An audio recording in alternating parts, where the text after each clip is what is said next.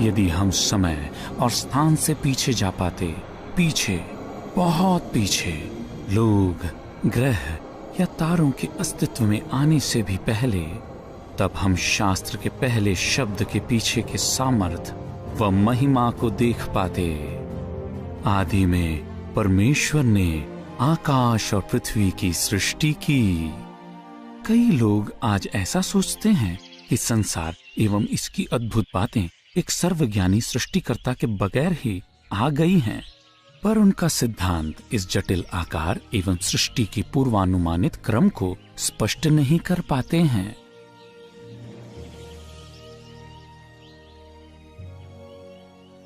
उसकी पुस्तक में राजा कहता है, आकाश ईश्वर की महिमा का वर्णन कर रहा है और आकाश मंडल उसकी हस्तकला को प्रकट कर रहा है। हाथों के बारे में बात करें, अपने आप को देखें, अपने अंगूठे को हिलाकर देखें, बिना इनके पुस्तक, झाड़ू या हथौड़े को पकड़ने की कोशिश करें। नाखून, जोड़ और त्वचा को ध्यान दीजिए। कुछ जरूरी कामों के बारे में सोचिए जो आप हाथों से करते हैं। कौन है जो एक माहिर कारीगर के समान एक रचना को रूप दे सकता है?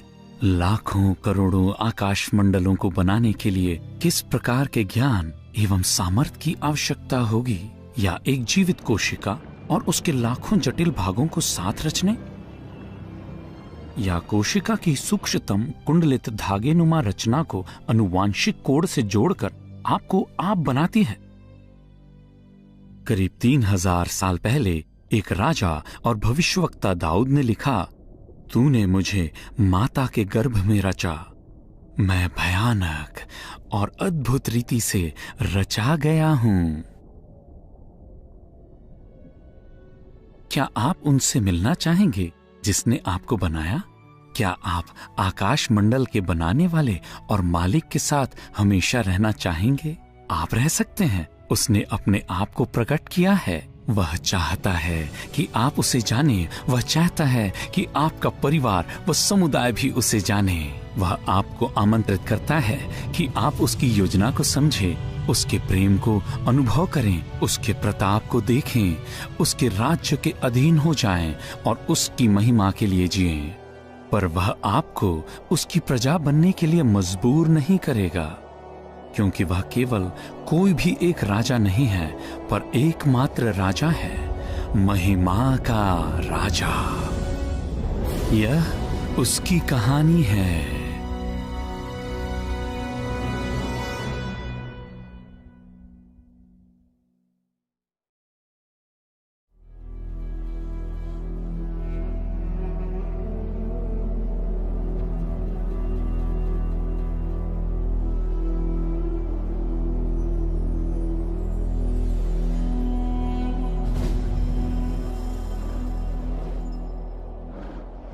राजा जैसे योग्य है, वैसे ही उसकी पुस्तक का आरंभ होता है। जिन बातों को हम जान सकते हैं, उससे अधिक वह कुछ नहीं बोलता है।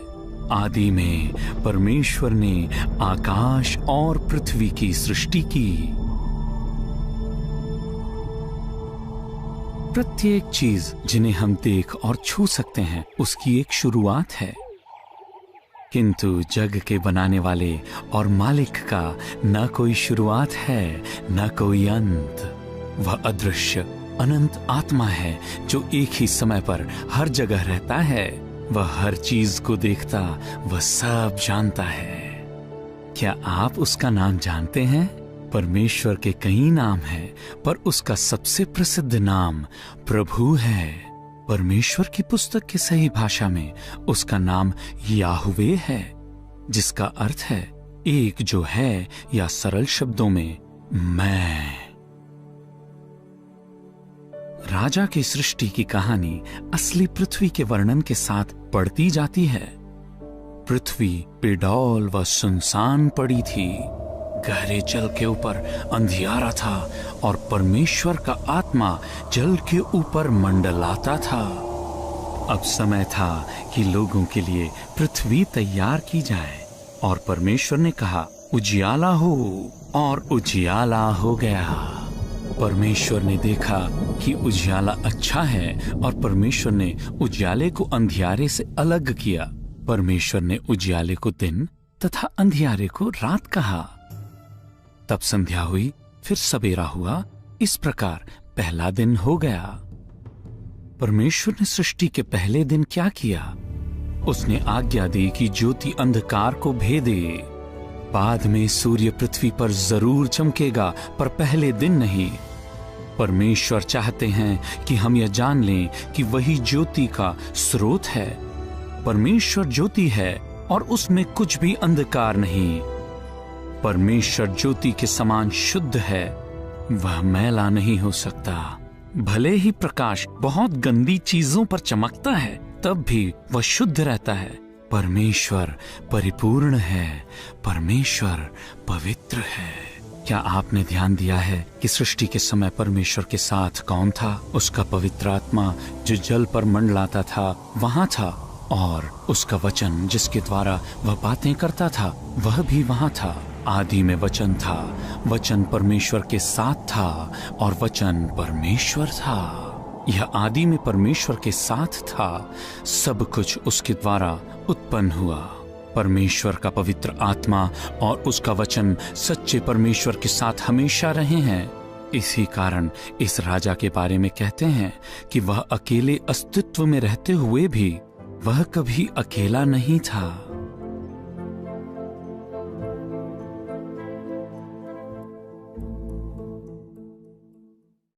क्रमानुसार 6 दिन में इस राजा ने सुंदर और अद्भुत दुनिया को रचा। परमेश्वर केवल बोले और पूर्ण रचित अद्भुत चीजें प्रकट होती गई। पहले दिन परमेश्वर ने कहा, उजियाला हो, और उजियाला हो गया। परमेश्वर ने दूसरे दिन नीले आकाश के साथ पृथ्वी के वायुमंडल को, जिसे हम देखते हैं, और अदृश्य वायु जिसे हम सांस लेते हैं, को बनाया। परमेश्वर ने जीवन उपयोगी वायु जैसे ऑक्सीजन व नाइट्रोजन के सही मिश्रण द्वारा आसमान को रूप दिया। तीसरे दिन परमेश्वर ने कहा, सूखी भूमि प्रकट हो, और ऐसा ही हो गया।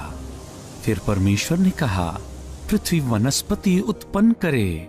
एकाएक हरी घास, पौधे, फूल और फल प्रत्येक अपनी बीजों के अनुसार उगने लगे। चौथे दिन परमेश्वर ने सूर्य और चंद्रमा को आज्ञा दिया कि वे चमके और वे पृथ्वी के वर्ष, माह और दिनों के चिन्ह हो।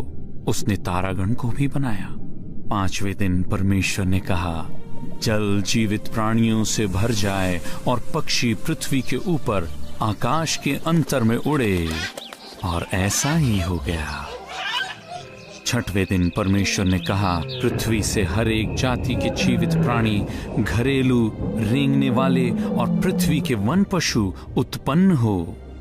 परमेश्वर ने हर एक जीव जंतु को अपने वंश को उत्पन्न करने व उनकी देखभाल करने की क्षमता दी। और परमेश्वर ने देखा कि अच्छा है। शांति ने राज किया।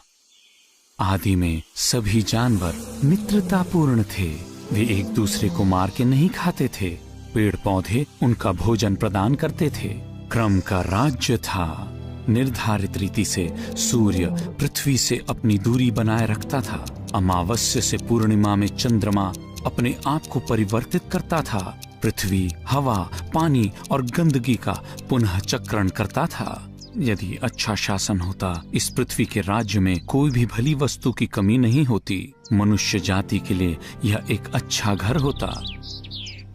सृष्टि का हर दिन यह संकेत करता है कि परमेश्वर कैसा है। पहला दिन बताता है कि परमेश्वर पवित्र है, वह ज्योति के समान परिपूर्ण और शुद्ध है। दूसरा दिन परमेश्वर सर्वसामर्थी है। उसने वायुमंडल को बनाया और संभालता भी है। तीसरा दिन परमेश्वर अच्छा है। उसने हजारों पेड़ों को बनाया और भोजन हमारे लिए तैयार किया। चौथा दिन परमेश्वर विश्वास योग्य है। सूर्य और चंद्रमा अपनी धुरी पर घूमते हैं। पांचवा दिन परमेश्वर जीवन है। उसने समुद्र में मछलियों को और आसमान में पक्षियों को रखा। छठवां दिन परमेश्वर प्रेम है। सारे जानवरों को बनाने के बाद अब समय था कि वह उस जंतु को बनाए जिस पर वह अपने प्रेम को न्यौछावर कर सके। अब समय आ गया था कि उस विशेष प्राणी को बनाए जो कि उसकी पवित्रता, शक्ति, भलाई, विश्वास योग्यता, जीवन और प्रेम को प्रतिबिंबित कर सके।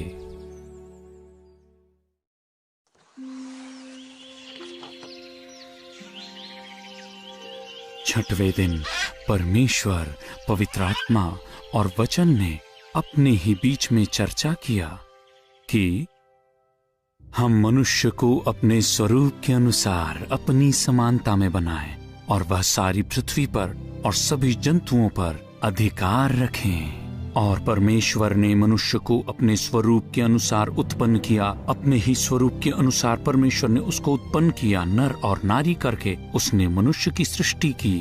जब बाइबल यह बताती है कि परमेश्वर ने मनुष्य को अपने स्वरूप में बनाया, इसका अर्थ यह बिल्कुल भी नहीं है कि परमेश्वर हमारे जैसे है। इसका अर्थ है कि हम उसके स्वभाव और व्यक्तित्व को प्रतिबिंबित करें। जैसे कि रोमी सिक्कों पर वहां के सम्राट की चित्र छापी जाती थी, वैसे ही मनुष्य जाति पर परमेश्वर के स्वरूप का मुहर लगा हुआ है।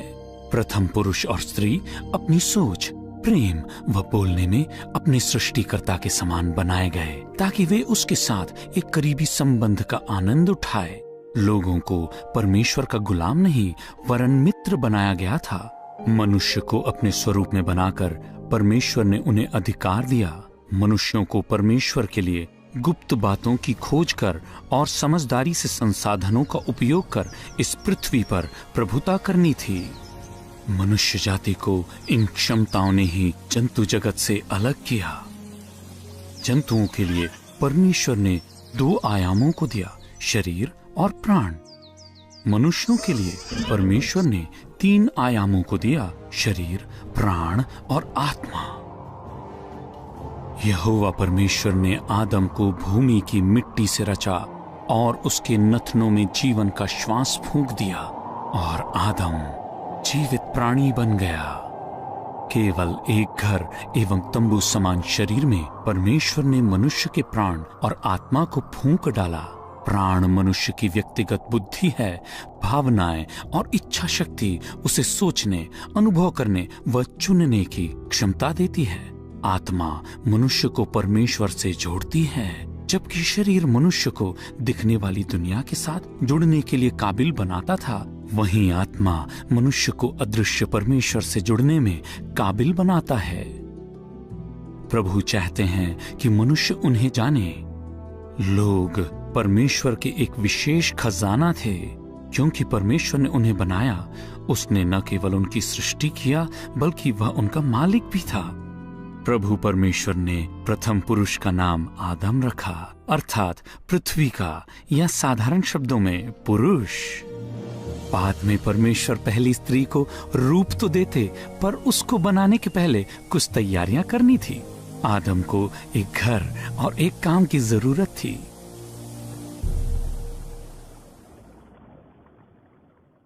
प्रथम मानव शरीर को मिट्टी से बनाकर और उसमें जीवन का श्वास फूंकने के बाद परमेश्वर ने मध्य पूर्व में कहीं अदन में एक बगीचा लगाया। इस बगीचा के बीच से एक शुद्ध स्वच्छ नदी बहती थी और परमेश्वर ने सब प्रकार के वृक्ष को उगाया।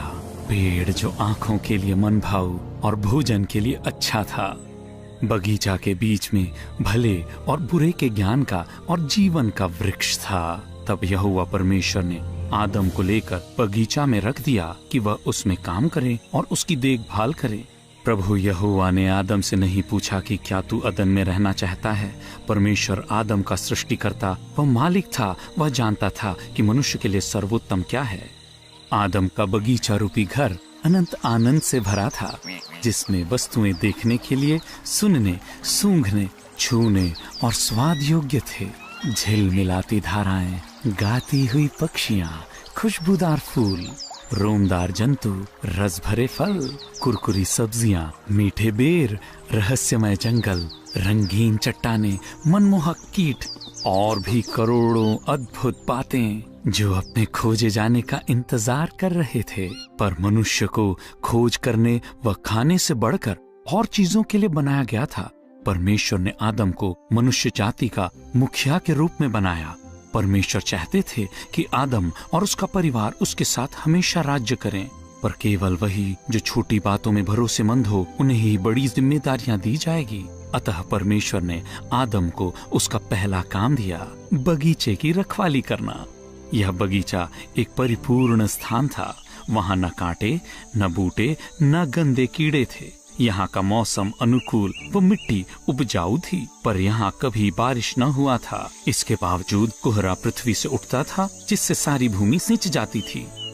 परमेश्वर ने आदम को एक और काम दिया, वह था जानवरों को नाम देना। परमेश्वर ने जानवरों को उसके पास लाया। वह देखना चाहता था कि आदम उन्हें किस नाम से पुकारेगा। इस दृश्य की कल्पना कीजिए। लहराते बालों वाला मजबूत पांव वाले जानवर सरपट चले आ रहे हैं। आदम उनका अध्ययन करता है, पीठ थपथपाता है और नाम देता है, घोड़ा। सृष्टिकर्ता की बुलाहट पर एक विशाल पक्षी अपने मुड़े चोंच और फैले हुए पंखों के साथ नीचे आता है। आदम कह उठा, उकाब। अगला एक नारंगी रंग और काली पट्टियों वाला जानवर गुजरता है।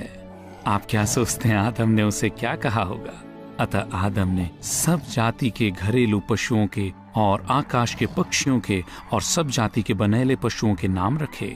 मनुष्य के लिए अपने सृष्टिकर्ता को और अच्छे से जानने के लिए उत्तम स्थान था अदन। अब समय आ पहुंचा था कि आदम की एक परीक्षा हो।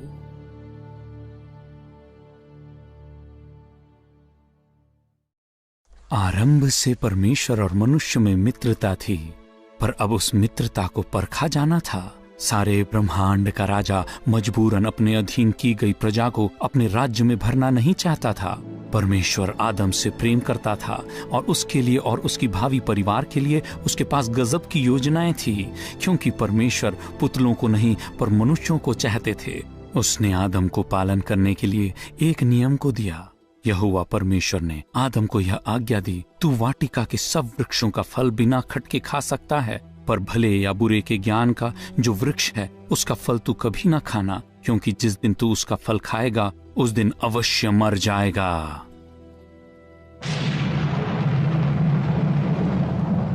यह कोई कठिन आज्ञा न थी। आदम एक को छोड़कर बाकी सारी फलों को खा सकता था। इस सरल से नियम का पालन करके आदम इस भरोसे को प्रकट कर सकता था कि उसका सृष्टिकर्ता जानता है कि उसके लिए सबसे अच्छा क्या है। यदि वो इस नियम को तोड़ेगा तो परमेश्वर ने क्या होगा करके कहा था? क्या परमेश्वर ने कहा कि यदि तू फल खाएगा तो उसे धार्मिक विधियां, माला जपना, उपवास, दान, चर्च जाना, आराधनालय या मस्जिद जाना, भले काम करना, ताकि अपने बुरे कामों के साथ भले कामों का भी संतुलन बना के रखे? क्या परमेश्वर ने ऐसा कहा? नहीं, परमेश्वर ने ऐसा नहीं कहा। परमेश्वर ने आदम से कहा, जब तू इसे खाएगा तो निश्चय मर जाएगा। परमेश्वर की आज्ञा उल्लंघन ही पाप है। परमेश्वर के नियम को तोड़ने का दंड मृत्यु है। राजा उसकी किताब में इसे पाप और मृत्यु की व्यवस्था कहता है। राजा कहते हैं कि पाप मृत्यु के द्वारा दंडित होना अनिवार्य है। मृत्यु अर्थात अलगाव।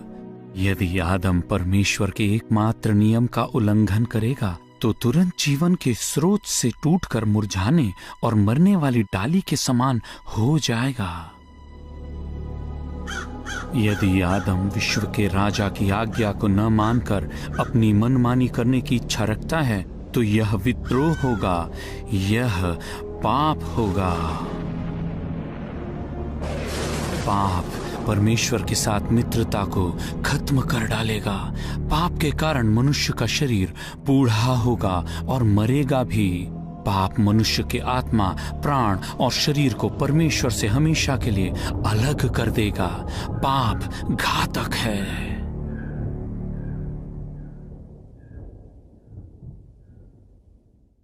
पहला पुरुष को करने के लिए एक कार्य और मानने के लिए एक नियम को देने के बाद अब परमेश्वर के लिए पहली स्त्री को बनाने का समय आ पहुंचा था। यहोवा परमेश्वर ने कहा, आदम का अकेला रहना अच्छा नहीं, मैं इसके लिए एक सहायक बनाऊंगा जो उससे मेल खाए। परमेश्वर ने आदम को भारी नींद में डाल दिया और जब वह सो गया तब उसने उसकी एक पसली निकालकर उसकी जगह मांस भर दिया। यहोवा परमेश्वर ने स्त्री को आदम से निकाली हुई पसली से बनाया और उसे आदम के पास ले आया। तब आदम ने कहा, अब यह मेरी हड्डियों में की हड्डी और मेरे मांस का मांस है, इसलिए इसका नाम नारी होगा, क्योंकि यह नर में से निकाली गई है। क्या आपने ध्यान दिया है कि किसने सबसे पहला ऑपरेशन किया और पहली शादी की व्यवस्था किसने किया? हाँ, यह परमेश्वर ही था। नारी का अर्थ है नर से निकाली हुई। बाद में आदम ने उसकी पत्नी का नाम हव्वा रखा, अर्थात सबकी माता। जबकि परमेश्वर ने उन्हें अलग अलग भूमिका को दिया, उसने दोनों को बराबरी का महत्व दिया।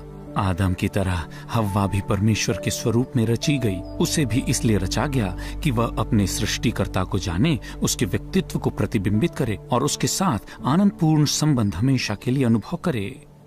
तब परमेश्वर ने सब कुछ देखा जिसे उसने बनाया था, बहुत ही अच्छा था। और शाम हुई और सुबह हुई, इस प्रकार छठवां दिन हो गया। सातवें दिन परमेश्वर ने जिस काम को वह कर रहा था उसे समाप्त किया और सारे कामों से सातवें दिन विश्राम किया। परमेश्वर ने सातवें दिन विश्राम क्यों किया? क्योंकि उनका काम समाप्त हुआ। साथ ही 6 दिन में संसार को बनाकर सातवें दिन विश्राम करके परमेश्वर ने 7 दिन के सप्ताह को स्थापित किया। काम विश्राम चक्र संसार भर में आज भी चलन में है। प्रभु परमेश्वर ने एक बुद्धिमान और प्रेमी पिता के समान आदम और हव्वा का ख्याल रखा। हर शाम वह वाटिका में उनके साथ चलने और बात करने आया करते थे। वे उनकी उपस्थिति में आनंदित और सुखी थे। आदम और उसकी पत्नी दोनों नंगे थे पर लजाते न थे।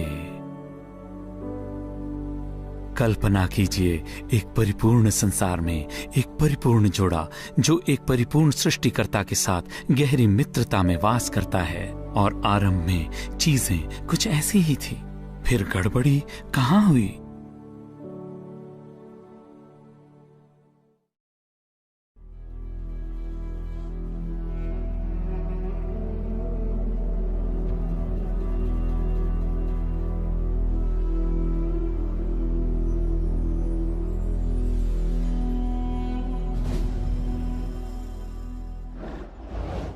इस बात को समझने के पहले कि पृथ्वी में गड़बड़ी कहाँ हुई, हमें स्वर्ग के बारे में कुछ समझना चाहिए। यह दूसरा संसार जिसे स्वर्ग लोग कहते हैं, वह एक ऐसी जगह है जहाँ निर्मल ज्योति, मनोहर रंग, उत्तेजक गीत, संतोषजनक बातचीत और रहस्यों का खुलासा है। स्वर्ग की सर्व सरल गतिविधियां पृथ्वी की महानतम खुशी से बढ़कर है। स्वर्ग एक अलग ही आयाम है जो कि स्वर्ग के राजा का घर है। इस खुशनुमा जगह का मुख्य आकर्षण स्वयं राजा ही है। इस दिव्य नगर को ऐसा बनाया गया है कि उसका हर एक कोना राजा की महिमा को प्रतिबिंबित करे। नगर ऐसे शुद्ध सोने का था जो स्वच्छ कांच के समान हो।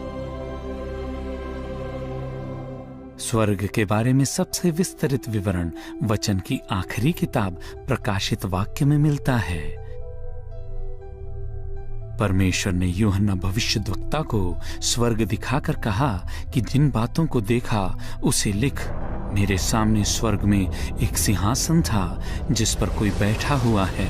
मणि के समान एक मेघधनुष सिंहासन को घेरे हुए दिखाई देता है। उस सिंहासन में से बिजलियां, गड़गड़ाहट और गर्जन निकलते हैं। सिंहासन के सामने मानो बिल्लौर के समान कांच का सा समुद्र है। तब मैंने देखा और बहुत से स्वर्ग दूतों का शब्द सुना जिनकी गिनती लाखों और करोड़ों की थी। वे सिंहासन के चारों ओर बिना विश्राम किए यह कहते रहते हैं, पवित्र पवित्र पवित्र प्रभु परमेश्वर सर्वशक्तिमान, जो था, जो है और जो आने वाला है। दूत अर्थात संदेश लाने वाला या सेवक स्वर्गदूत आत्मिक जीव हैं। अपने सृष्टिकर्ता के समान स्वर्गदूत मनुष्यों के लिए अदृश्य नुमा है, पर जब विशेष कार्यों के लिए भेजे जाते हैं तब उन्हें दिखना पड़ता है। स्वर्ग के राजा ने मनुष्यों को बनाने के पहले स्वर्गदूतों को बनाया, और अपनी पुस्तक में वह बताते हैं कि जैसे वे उसे संसार को बनाते देखते थे, स्वर्गदूत जय जयकार करते थे। परमेश्वर ने अपने दूतों को यह क्षमता दी कि वे उसे जाने, माने, स्तुति करें और उसकी हमेशा सेवा करें। स्वर्गदूत परमेश्वर के गुलाम नहीं थे जैसे उसने मनुष्यों के साथ किया। परमेश्वर ने स्वर्गदूतों को भी जबरदस्ती अपने अधीन न किया, वह खुशी से इच्छुक सेवकों को चाहता था। वचन एक उच्च पदधारी स्वर्गदूत के बारे में बताती है जिसे परमेश्वर ने महान बुद्धि, सौंदर्य और सामर्थ्य दिया था। यदि इस स्वर्गदूत की कहानी आप जानेंगे तो जान जाएंगे कि बुराई कहां से आई। लूसीफर परमेश्वर के मुख्य दूतों में से एक था। इसके नाम का अर्थ था चमकने वाला। भविष्यवक्ता लूसीफर का वर्णन कर वचन में बताते हैं, तू तो उत्तम से भी उत्तम है, तू बुद्धि से भरपूर और सर्वांग सुंदर है। तब लूसीफर अपने सृष्टिकर्ता राजा को छोड़कर अपने आप को देखने लगा। पहली बार एक सृजा गया चीज अपने आप में घमंडी हो गया।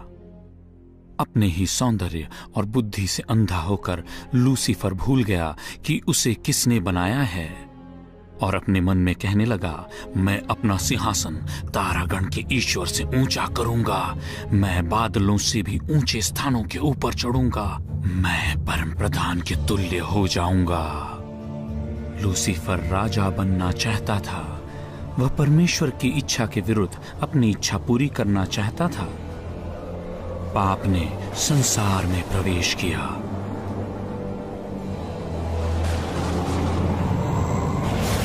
लूसीफर ने 1/3 दूतों को इस विद्रोह के लिए राजी किया, पर परमेश्वर जो पाप को बर्दाश्त नहीं करता, उन्हें अपने स्वर्गीय घराने से बाहर फेंक दिया। लूसीफर का नाम बदलकर शैतान रखा गया, अर्थात दोष लगाने वाला। उसे दुष्ट अर्थात भरमाने वाला भी कहा गया है। बुरे दूत दुष्ट आत्मा कहलाते हैं। एक अंधेरे गुप्त स्थान में परमेश्वर ने इस शैतान और दुष्ट आत्माओं के लिए एक कैद खाना तैयार किया है। यह स्थान नरक या आग की झील कहलाती है। यह स्थान परमेश्वर से अनंत अलगाव का स्थान है, एक ऐसा स्थान जहां विद्रोही कभी उत्पात न करेंगे। एक दिन शैतान और उसकी सारी दुष्ट आत्माएं इस कैद खाने में बंद कर दिए जाएंगे, पर अब तक वे सब वहां नहीं पहुंचे हैं। तो वे दुष्ट आत्माएं जिन्हें परमेश्वर ने फेंक दिया, वे कहां गए? वे पृथ्वी के वातावरण में घूमने लगे। वहां पर शैतान ने इन्हें श्रेणियों में बांट दिया। वह अगर स्वर्ग पर राज्य न कर सका तो अब वह पृथ्वी पर राज्य करेगा। इसलिए वचन शैतान के बारे में कहता है, आकाश के अधिकार के हाकिम अर्थात उस आत्मा के अनुसार चलते थे जो अब भी आज्ञा न मानने वालों में कार्य करता है। शैतान और दुष्ट आत्माएं हमारे लिए अदृश्य हैं, लेकिन वास्तविक हैं। भले ही हम यह नहीं जानते कि वे कैसे दिखते हैं, पर उनकी अंधेरे व बुरे कार्यों को हम जानते हैं। वे हर प्रकार के ठगी को अपनाएंगे जिससे कि लोग उनके अंधकार और विनाश के राज्य में शामिल हो जाएं। वे आपको नाश करने से भी नहीं हिचकिचाएंगे। भेष बदलकर शैतान ज्योतिर्मय स्वर्गदूत का रूप धारण करके आता है। तुम्हारा शत्रु शैतान गरजने वाले सिंह की नाई इस खोज में रहता है कि किसको फाड़ खाए।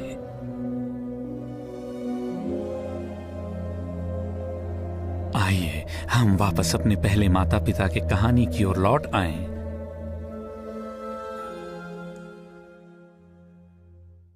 आदम और हव्वा का जीवन रोमांच और लक्ष्य से भरा हुआ था। जैसे जैसे वे इस विशाल वाटिका की खोजबीन करते गए, जीव जंतुओं और पेड़ पौधों की देखभाल करते और उसके भोजन को चखते गए, हर दिन उनके लिए अद्भुत था। हर शाम उनके लिए अद्भुत था जब उनसे व्यक्तिगत रूप से मिलकर उनका सृष्टिकर्ता मालिक उन्हें सम्मानित करता था। कैसे वो उनके साथ घूमकर बातें कर आनंदित होते थे। पुरुष और उसकी स्त्री उनके वाटिका रूपी भवन में आनंदित थे, पर शैतान खुश नहीं था। वह परमेश्वर से घृणा करता था, और क्योंकि यह दोनों परमेश्वर के रूप को प्रतिबिंबित करते थे, इनसे भी घृणा करता था। तब शैतान जो स्वर्ग राज्य पर कब्जा करने में असफल हो गया था, उसने पृथ्वी के राज्य पर कब्जा करने की साजिश रची। उसने चाहा कि मनुष्य जाति का मुखिया आदम उसे कैसे भी परमेश्वर की आज्ञा उल्लंघन करने के लिए मिल जाए, पर उसने सीधे आदम को प्रलोभन में न डाला। एक दिन हव्वा ने एक आवाज सुनी। यह न आदम था न परमेश्वर, वह एक सर्प था। हव्वा के लिए एक बात करने वाली, रेंगने वाली जंतु एक नई खोज थी। उसे अंदाजा न था कि परमेश्वर का शत्रु उस सर्प का उपयोग कर रहा था। नहीं वह यह जानती थी कि शैतान उसका उपयोग करके आदम को परमेश्वर की आज्ञा तोड़ने के लिए प्रलोभित करेगा। शैतान धीरज से इंतजार कर रहा था। उसकी सूक्ष्म आंखें स्त्री का पीछा कर रही थी। फिर सही मौका मिलते ही स्त्री पर फुफकारा। क्या सच है कि परमेश्वर ने कहा तुम इस वाटिका के किसी वृक्ष का फल न खाना? शैतान चाहता था कि हव्वा परमेश्वर के वचन पर शक करे। वह यह भी चाहता था कि स्त्री ऐसा समझे कि परमेश्वर उससे और उसके पति से कुछ अच्छी बातें छिपा रखा है। स्त्री ने सर्प से कहा, वाटिका के वृक्षों के फल तो हम खा सकते हैं, किंतु उस वृक्ष के फल में से जो वाटिका के बीचों बीच है, परमेश्वर ने कहा है कि न तो उसमें से खाना और न उसे छूना, नहीं तो मर जाओगे। सर्प ने स्त्री से कहा, तुम निश्चय न मरोगे, वरन परमेश्वर आप जानता है कि जिस दिन तुम उसका फल खाओगे उसी दिन तुम्हारी आंखें खुल जाएगी और तुम भले बुरे का ज्ञान पाकर परमेश्वर के तुल्य हो जाओगे। अब हव्वा क्या करती? परमेश्वर ने आदम व हव्वा को परमेश्वर की इच्छा या अपनी खुद की इच्छा के बीच चुनाव की स्वतंत्रता को दे रखा था। परमेश्वर जानते थे कि अपने ही स्वरूप में बनाए गए इन प्राणियों के लिए सबसे उत्तम क्या है। भले ही इस नियम के उद्देश्य को वे न समझ सके, तो भी परमेश्वर चाहते थे कि आदम और हव्वा उस पर भरोसा रखें। केवल परमेश्वर ही इस बुराई के भयानक दुष्परिणाम देख पाए थे, जिस कारण उसने आदम से कहा था, जो भले और बुरे के ज्ञान का वृक्ष है उसमें से कभी ना खाना, क्योंकि जिस दिन तू उसमें से खाएगा उस दिन तू अवश्य मर जाएगा। परंतु अभी सर्प ने स्त्री से कहा, तुम निश्चय ना मरोगे। हव्वा को किस पर भरोसा रखना चाहिए था, अपने सृष्टिकर्ता पर या उसकी सृष्टि पर? फिर कुछ ऐसा हुआ, जब स्त्री ने देखा कि उस वृक्ष का फल खाने में अच्छा, आंखों के लिए लुभावना तथा बुद्धिमान बनाने के लिए चाहने योग्य है, तो उसने उसका फल तोड़कर खाया। उसने अपने पति को भी उसे दिया जो उसके साथ था, और उसने भी खाया। हव्वा ने उसे खाया, आदम ने उसे खाया। शैतान के बहकावे में आकर हव्वा वर्जित फल को खा बैठी। आदम ने जानबूझकर उसे खाया, क्योंकि उसने परमेश्वर की राह के बजाय अपनी ही राह को चुन लिया। उस पवित्र और प्रेमी सृष्टिकर्ता के सामने अपने आप को समर्पित करने के बजाय मनुष्य जाति ने अपने शत्रु के सामने आत्मसमर्पण कर दिया। हमारे पहले माता पिता ने पाप किया। आदम मानव जाति का नियुक्त मुखिया था। भले और बुरे के ज्ञान के वृक्ष के फल को न खाने की आज्ञा परमेश्वर ने उसे ही दिया था। जब तक आदम ने इस वर्जित फल को न खाया था, उन्होंने उस चुनाव के भयंकर परिणामों को अनुभव करना आरंभ न किया था। तब उन दोनों की आंखें खुल गई और उन्हें मालूम हुआ कि हम तो नंगे हैं, और उन्होंने अंजीर के पत्ते जोड़कर अपने लिए लंगोट बना लिए। जलती हुई शर्म और हृदय घातक ग्लानि की तूफान उनकी आत्मा में भर आई। उन्हें अंदर और बाहर अशुद्ध सा महसूस होने लगा। पाप ने शर्म को लाया। परमेश्वर की आज्ञा को तोड़ने के पहले वे लजाते न थे, वरन ईश्वर चेतना से सजग थे। वे सौभाग्यशाली थे कि अपने सृष्टिकर्ता के साथ रहे, उसके स्वरूप को प्रतिबिंबित करे और मित्र होकर उसके साथ रहे। और जब उन्होंने भले और बुरे के ज्ञान के वृक्ष के फल को खाया, तो स्व चेतना से भरकर शर्माने लगे। शर्म ने सम्मान का स्थान लिया। उन्होंने अपनी शर्म को अंजीर के पत्तों से ढांकना चाहा, पर किसी भी प्रकार की उनकी कोशिशों से इस समस्या को वे स्वयं सुलझा न पाते। वे उस पाप से छुटकारा पाने में असहाय थे। पाप ने उनकी आत्माओं पर धावा बोला था। जिस सम्मान को उन्होंने खोया था, उसे पुनः पाने में वे असहाय थे। दोपहर का समय था। जल्द ही उनका पवित्र और प्रेमी सृष्टिकर्ता उनसे मिलने शाम को आएगा। उससे मिलने का विचार ही उनके शरीर में दहशत की तरंगों को प्रवाहित करने लगा। परमेश्वर उनसे क्या कहेंगे? वे परमेश्वर को क्या जवाब देंगे?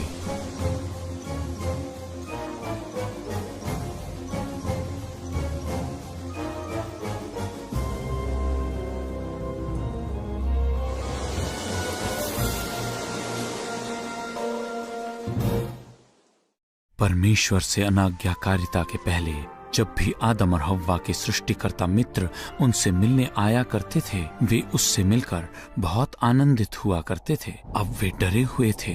तब यहोवा परमेश्वर, जो दिन के ठंडे समय वाटिका में फिरता था, उसका शब्द उनको सुनाई दिया। तब आदम और उसकी पत्नी वाटिका के वृक्षों के बीच यहोवा परमेश्वर से छिप गए। जैसे आज्ञा न मानने वाले बच्चे अपने माता पिता से छिपने की कोशिश करते हैं, आदम और हव्वा ने भी अपने सृष्टिकर्ता से छिपने की कोशिश की। पर यहोवा परमेश्वर ने पुकार कर आदम से कहा, तू कहाँ है? उसने कहा, वाटिका में तेरी वाणी सुनकर मैं डर गया, क्योंकि मैं नंगा था, अतः मैं छिप गया। और परमेश्वर ने कहा, तुझे किसने बताया कि तू नंगा है? क्या तूने उस वृक्ष में से खाया जिसको खाने के लिए मैंने मना किया था? आदम ने कहा, जिस स्त्री को तूने मेरे साथ रहने को दिया है, उसी ने उस वृक्ष का फल मुझे दिया और मैंने खाया। तब यहोवा परमेश्वर ने स्त्री से कहा, तूने यह क्यों किया? स्त्री ने कहा, सर्प ने मुझे बहका दिया और मैंने खाया। आदम और हव्वा परमेश्वर से क्यों छिप रहे थे? क्योंकि उन्होंने पाप किया था। उन्होंने अपने पापों के लिए दूसरों को क्यों दोष दिया? क्योंकि वे लज्जाते थे। आदम और हव्वा अब परमेश्वर के उस पवित्र स्वरूप को प्रतिबिंबित नहीं करते थे।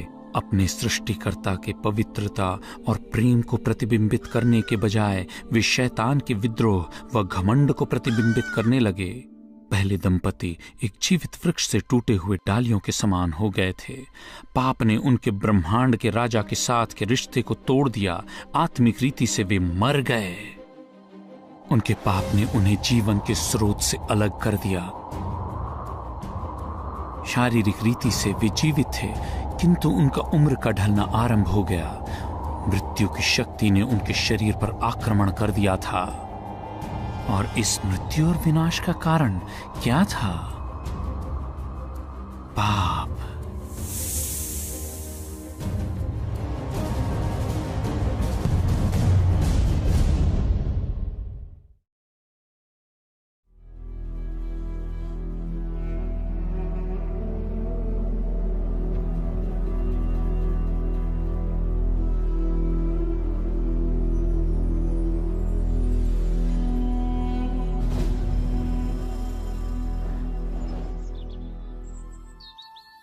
मनुष्य की उत्पत्ति के इतिहास में परमेश्वर और मनुष्य साथ थे। शांति और आनंद ने राज्य किया। फिर मनुष्य ने परमेश्वर के नियम को तोड़ा।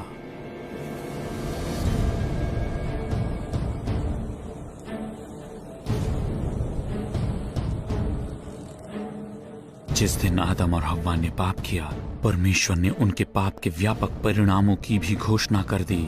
फिर स्त्री से उसने कहा, तू पीड़ित होकर बालक उत्पन्न करेगी और तेरी लालसा तेरे पति की ओर होगी और वह तुझ पर प्रभुता करेगा। पाप के प्रवेश के पहले हव्वा अपने पति के निस्वार्थ प्रेम और सेवा में आनंदित थी, पर अब उनका पाप दूषित स्वभाव उनके विवाह के आनंद में कलह और पीड़ा भी जोड़ देगी। अगला परमेश्वर ने आदम से कहा, भूमि तेरे कारण श्रापित है, तू उसकी उपज जीवन भर कठिन परिश्रम के साथ खाया करेगा।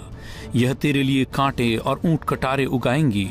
तू अपने माथे के पसीने की रोटी खाया करेगा और अंत में मिट्टी में मिल जाएगा, क्योंकि तू उसी में से निकाला गया। तू मिट्टी तो है और मिट्टी में ही मिल जाएगा। उनके पापों के कारण आदम और हव्वा ने पृथ्वी पर अपने अधिकार को खो दिया। अब उनके संसार में कांटे, दर्द, दुख, बीमारी और मृत्यु होगी। हम में से कई तो इन पीड़ाओं के इतने आदी हो गए हैं कि हमने इसे जीवन के भाग के रूप में स्वीकार कर लिया है।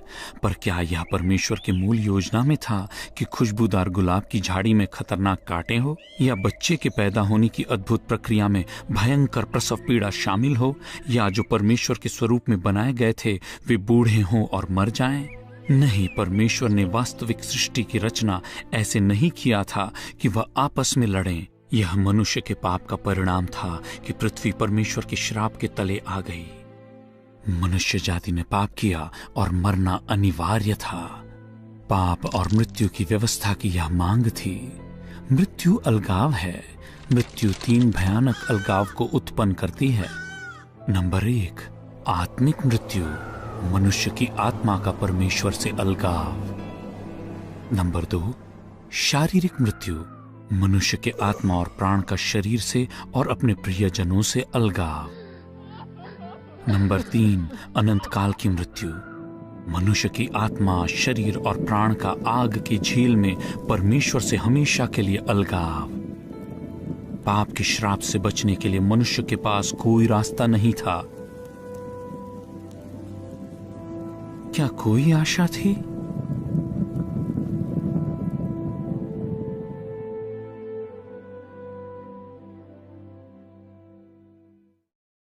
शैतान ने राजा के विशेष खजाने की चोरी कर ली थी, पर राजा के पास उसे वापस मोल लेने की एक गुप्त योजना थी। क्योंकि राजा जिस छुड़ौती के दाम को देने वाले थे वो हमारी सोच के बाहर कीमती था। जब तक यह योजना पूरी न हो जाती, न शैतान न इंसान इसे कभी समझ पाते। जिस दिन शैतान ने मनुष्य जाति को बंदी बना लिया, परमेश्वर ने सर्प से कहा, इसलिए कि तूने यह किया है, तू सब घरेलू पशुओं और प्रत्येक वन पशुओं से अधिक श्रापित है। तू पेट के बल चला करेगा और जीवन भर मिट्टी चाटता रहेगा। जब परमेश्वर ने सर्प को बनाया तब उसके पांव थे, क्योंकि सर्प ने शैतान का उपयोग कर मानव जाति को पाप की ओर ले चला। परमेश्वर ने उसे श्राप दिया और वह जमीन पर रेंगने लगा। क्या आप जानते हैं कि अजगर और बोआ कंस्ट्रक्टर के त्वचा के भीतर छोटे से पिंड पाए जाते हैं जो कि एक समय में उनके पांव थे।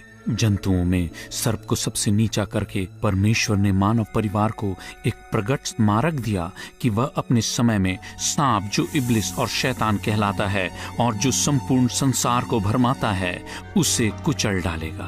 फिर परमेश्वर ने शैतान से कहा, जिसने सर्प का उपयोग किया था, मैं तेरे और उस स्त्री के बीच में तथा तेरे वंश और उसके वंश के बीच बैर उत्पन्न करूंगा। वह तेरे सिर को कुचलेगा और तू उसकी एड़ी को डसेगा।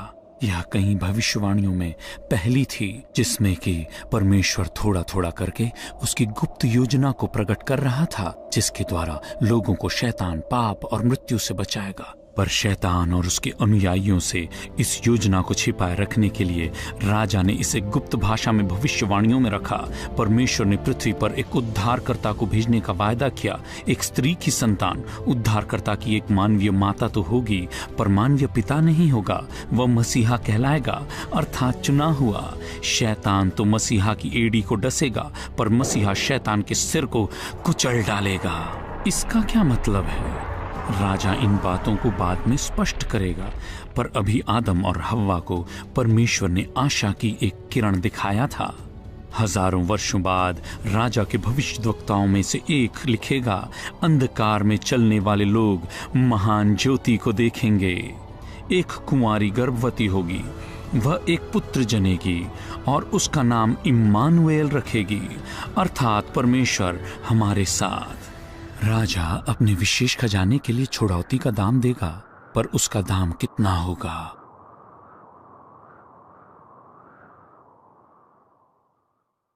क्या आपको याद है कि आदम और हव्वा ने मना किए गए फल को खाने के बाद क्या किया? उन्होंने अपने लिए अंजीर के पत्तों का अंगोछा बनाया। क्या उनके अंगोछे ने उन्हें अपने सृष्टिकर्ता के सामने चैन से रखा? नहीं, उन्हें लज्जित और दोषी होने का एहसास हुआ। उनके पास कोई रास्ता न था कि वे अपने आप को परमेश्वर के साथ सही ठहराएं, इसलिए परमेश्वर ने उनके लिए कुछ किया। और यहोवा परमेश्वर ने आदम और उसकी पत्नी के लिए चमड़े के अंगरखे बनाकर उनको पहना दिए। सबसे पहले जानवर बलि किसने किया? परमेश्वर ने किया। परमेश्वर ने किसी जानवर को मारा, उसके चमड़े से अंगोछा बनाया और आदम हव्वा को पहनाया। इस काम को करके परमेश्वर उन्हें अपनी धार्मिकता, दया और अनुग्रह के विषय में कुछ बुनियादी शिक्षाएं देना चाहते थे। आइए इन 3 महत्वपूर्ण शब्दों के बारे में विचार करें। धार्मिकता। इन मरे जानवरों को देखिए, परमेश्वर ने उनको बलि क्यों किया? परमेश्वर आदम हव्वा को दिखाना चाहते थे कि पाप और मृत्यु की व्यवस्था को कायम रखना है। उनके पाप को मृत्यु से दंडित करना अनिवार्य है। यह धार्मिकता है। दया। आदम व हव्वा को देखें। क्या परमेश्वर ने उन्हें मार डाला? नहीं, परमेश्वर ने एक जानवर को उनके स्थान पर मरने को प्रदान किया। इस प्रकार से परमेश्वर ने उन्हें दंड दिए बिना उनके पाप को दंडित किया। यह दया है। अनुग्रह। अब आदम और हव्वा के सुंदर वस्त्र को देखिए। क्या ये दोनों नियम तोड़ने वाले इस इनाम के योग्य थे?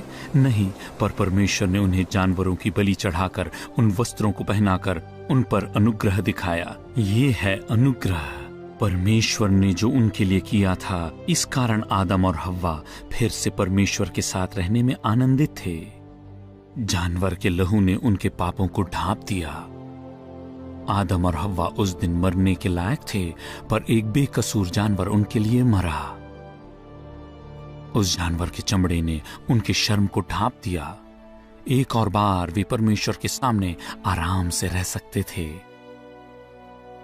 हजारों साल बाद परमेश्वर के एक भविष्यवक्ता ने लिखा, मैं यहोवा के कारण अति आनंदित होऊंगा, क्योंकि उसने मुझे उद्धार के वस्त्र पहनाए और धर्म की चद्दर ओढ़ा दी है।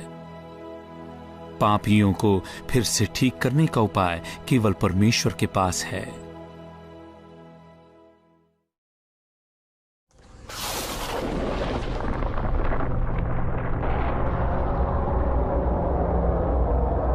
जब परमेश्वर ने विद्रोही दूतों को स्वर्ग से निकाल दिया था, उनके विनाश पर मुहर लग चुका था। इन आत्माओं को जो स्वर्ग की चमकदार ज्योति में रहती थी, अपने पाप का उनके पास कोई बहाना न था। पर पाप दूषित मनुष्य यदि परमेश्वर पर भरोसा रखते तो उसके पास उन्हें पुनः लौटाने की एक योजना थी। फिर भी पाप के परिणाम है।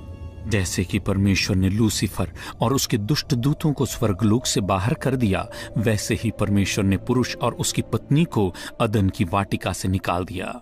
उन्हें वाटिका से बाहर निकालने के बाद परमेश्वर ने सामर्थी दूतों को अदन के पूर्व में रख दिया और जीवन के वृक्ष के मार्ग का पहरा देने के लिए अदन की वाटिका के पूर्व की ओर करूबों और चारों ओर घूमने वाली ज्वालामय तलवार को भी नियुक्त कर दिया। वाटिका के बीच में जीवन का वृक्ष दूसरा विशेष वृक्ष था। उस वृक्ष में से केवल सिद्ध लोग खा सकते थे। अब आदम और हव्वा सिद्ध न थे, उन्होंने पाप किया था और अब उन्हें बूढ़ा होना और मरना था। हमारा महान सृष्टिकर्ता परमेश्वर पवित्र है।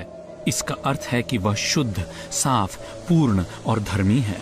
उसके पवित्र स्वभाव और पवित्र व्यवस्था के कारण अनिवार्य है कि वह पाप को मृत्यु से दंडित करें, अर्थात जीवन के स्रोत से अलगाव। कुछ लोगों का यह मानना है कि परमेश्वर इतना महान है कि जिस नियम को उसने फरमाया है उसे वह स्वयं अनदेखा भी कर देगा।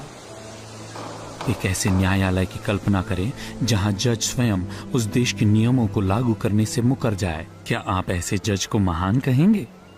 कल्पना करें कि एक फुटबॉल मैच का मुख्य निर्णायक खेल के नियमों को नजरअंदाज कर देता है।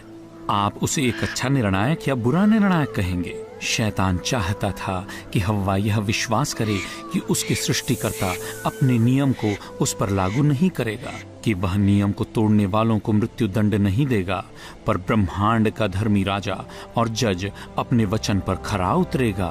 परमेश्वर महान है, आप उस पर भरोसा रख सकते हैं।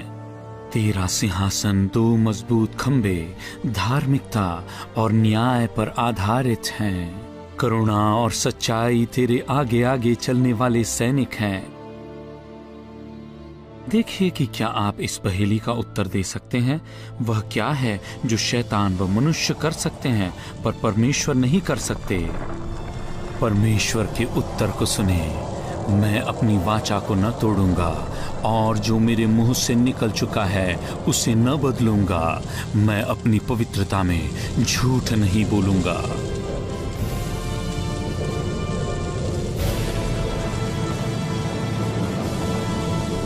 जग का राजा अपनी बातों से नहीं पलट सकता।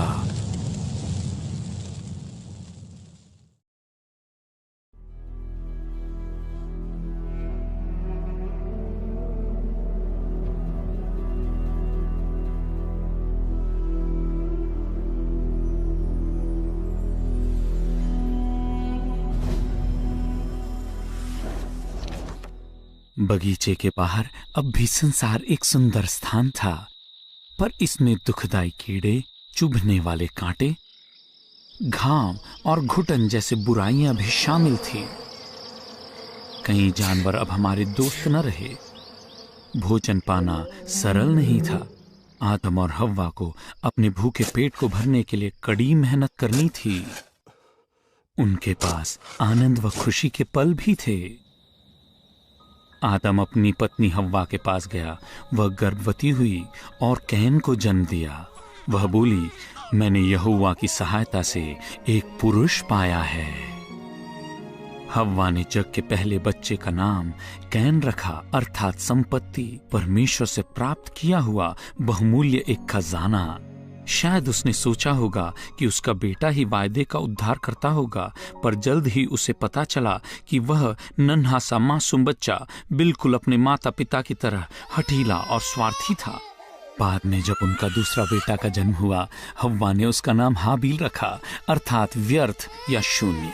यह तो स्पष्ट हो गया था कि आदम और हव्वा स्त्री से उत्पन्न होने वाले लोगों के पापों से उद्धार करने वाले निष्पाप संतान को जन्म न दे पाएंगे। परमेश्वर के पवित्र रूप को प्रतिबिंबित करने के बजाय आदम व हव्वा के संतान उनके ही पाप स्वभाव को प्रतिबिंबित कर रहे थे। आदम के बेटे बेटियां हुई, वे उसके ही समानता व स्वरूप में हुए। इस चित्र को देखिए कैसे कैन अपने छोटे भाई से उस फल को छीन रहा है। वह भी अपने माता पिता की तरह बर्ताव कर रहा था, जिन्होंने उस फल को ले लिया जो उनका न था। एक फैलने वाली बीमारी के समान आदम और हव्वा के पाप ने उनके बच्चों को भी बाधित कर दिया था। जब आदम ने पाप किया, पाप ने संसार में प्रवेश किया। आदम के पाप ने मृत्यु लाया और मृत्यु सब में फैल गई, क्योंकि सब ने पाप किया। अफ्रीका में एक कहावत है, एक चूहा तो खोदने वाले संतानों को ही उत्पन्न करेगा। इसी बात को एक अरबी कहावत में कहा गया है, एक बतख का बच्चा तैरने वाला ही होता है।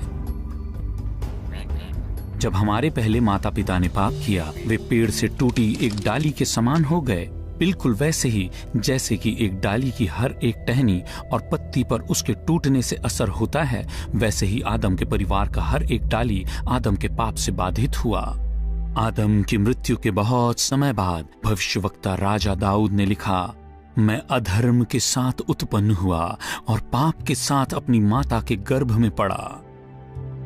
हमें यह सुनना पसंद नहीं है, पर हम जानते हैं कि सच्चाई यही है।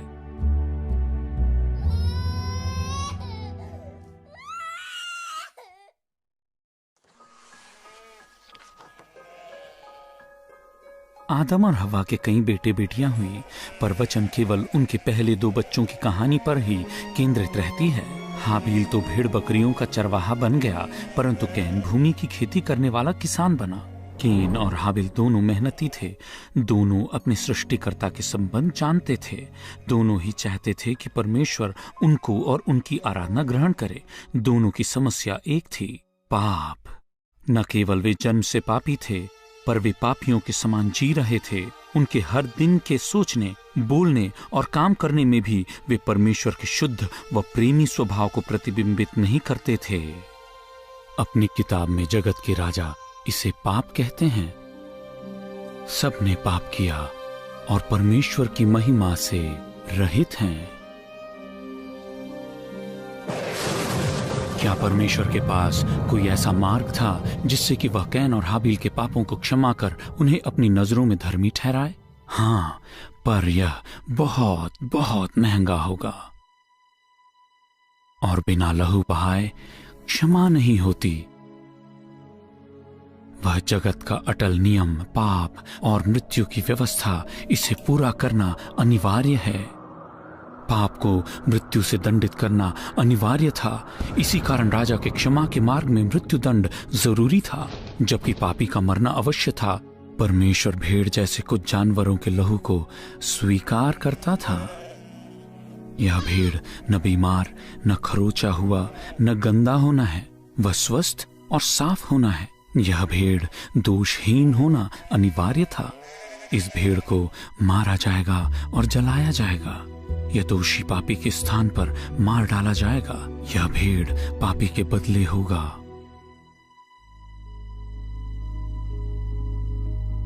एक दिन दोनों भाइयों ने परमेश्वर के लिए भेंटों को लाए, पर एक ने ही सही भेंट लाया। उस दौरान कैन अपनी भूमि की उपज में से कुछ परमेश्वर के लिए भेंट लाया, और हाबिल भी अपनी भेड़ बकरियों के कई एक पहलौठे बच्चे भेंट चढ़ाने ले आया और उनकी चर्बी भेंट चढ़ाई। आप क्या सोचते हैं परमेश्वर ने कौन सी भेंट ग्रहण किया होगा? दोनों भाइयों को देखिए कि वे दोनों परमेश्वर को क्या चढ़ाने वाले हैं। उन वेदियों को देखो। वेदी एक उठी हुई चबूतरा थी। आमतौर पर यह पत्थर या गारा जोड़कर बनाते थे। वह एक मृत्यु का स्थान था। यह वेदी स्वर्ग और पृथ्वी के बीच, परमेश्वर और मनुष्य के बीच इस भेंट को उठाए रखती थी। वेदी पर जो भी चढ़ाया जाता था उसे वेदी पर आग से होम करना पड़ता था। परमेश्वर हमेशा न्याय को कायम रखना चाहते हैं, पर दया भी दिखाना चाहते हैं। यह दोनों को वह कैसे कर सकता है? वह पापी को दंड दिए बगैर पाप को कैसे दंडित करेगा? कैन और हाबिल के बहुत समय बाद परमेश्वर ने अपने नबी मूसा से कहा, शरीर का प्राण लहू में रहता है और मैंने उसे वेदी में चढ़ाने के लिए तुझको दिया है कि अपने प्राणों के लिए प्रायश्चित करो, क्योंकि प्राण के कारण लहू से ही प्रायश्चित होता है। वह अपना हाथ होम बलि पशु के सिर पर रखे और वह उसके लिए प्रायश्चित करने को ग्रहण किया जाएगा। इस प्रायश्चित का मतलब क्या है? यह पाप को ढांकने, साफ करने और क्षमा करने के लिए दिया गया दाम है। पुराने नियम के समयों में परमेश्वर ने लोगों से कहा था कि वह स्वस्थ भेड़ों, बकरों, बकरियों, बैलों और कबूतरों के बहाए गए लहू को पाप के बदले दाम स्वरूप स्वीकार करेगा। ऐसा लहू पाप को ढांपने के लिए एक प्रायश्चित प्रदान तो करेगा, पर केवल उस ही दिन तक जब तक कि पाप और मृत्यु की व्यवस्था के मांग को पूरा करने के लिए परमेश्वर एक सिद्ध बलिदान को स्वयं अदा न कर दे। अब कैन को देखिए, वह परमेश्वर के लिए क्या चढ़ाने वाला है। क्या ही सुंदर फलों और सब्जियों को चुन रखा है। इस भेंट को उत्पन्न करने के लिए उसने कितना मेहनत किया था, पर वह उसके पाप को ढांप न सका, क्योंकि न उसमें लहू था न ही मृत्यु का भुगतान।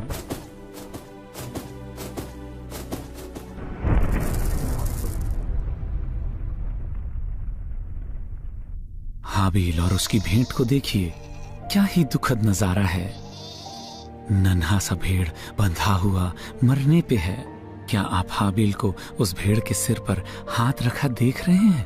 क्योंकि हाबिल ने परमेश्वर की योजना पर विश्वास किया, परमेश्वर ने हाबिल के सारे पापों को लेकर उस भेड़ पर डाल दिया। हाबिल परमेश्वर को धन्यवाद दे रहा है कि भले ही हाबिल मृत्यु दंड के लायक था, परमेश्वर उसके पाप को ढांपने के लिए मेमने के लहू को स्वीकार करेगा। परमेश्वर की व्यवस्था की मांग है कि पापी को मृत्यु दंड दी जाए, पर परमेश्वर अपनी न्याय और करुणा में एक भेड़ के मौत को उसके स्थान पर स्वीकार करेगा। इसे परमेश्वर पाप बलि की व्यवस्था कहते हैं। पाप बलि की व्यवस्था ने हाबिल को पाप की व्यवस्था और मृत्यु से आजाद किया। पर कैन का क्या हुआ?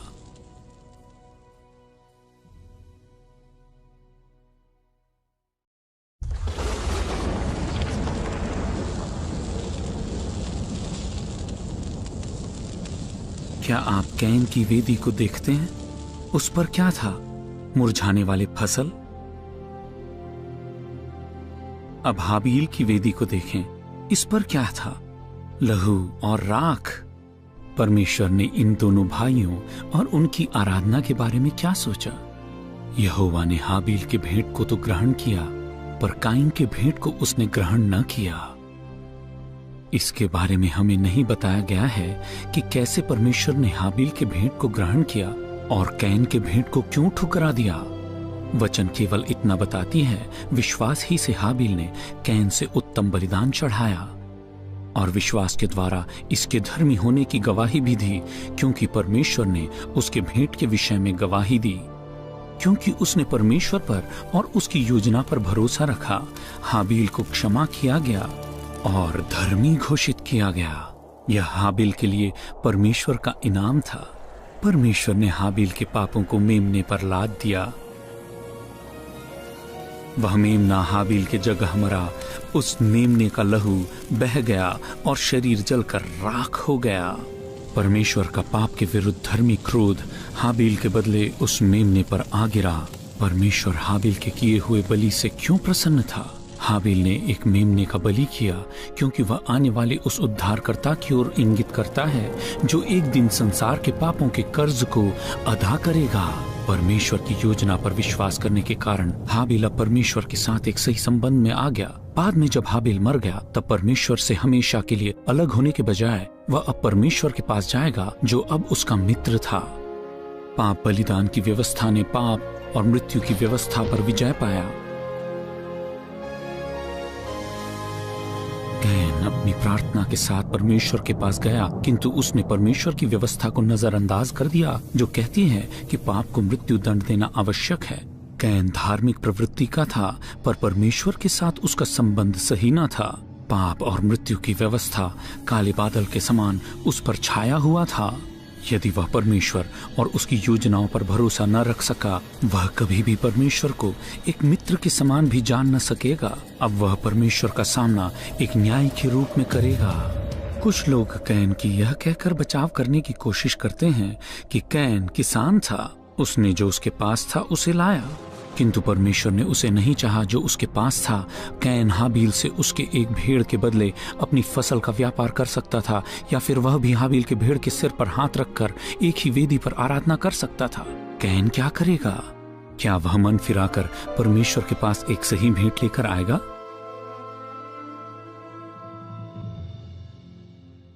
परमेश्वर ने कैन के भेंट को ठुकरा दिया।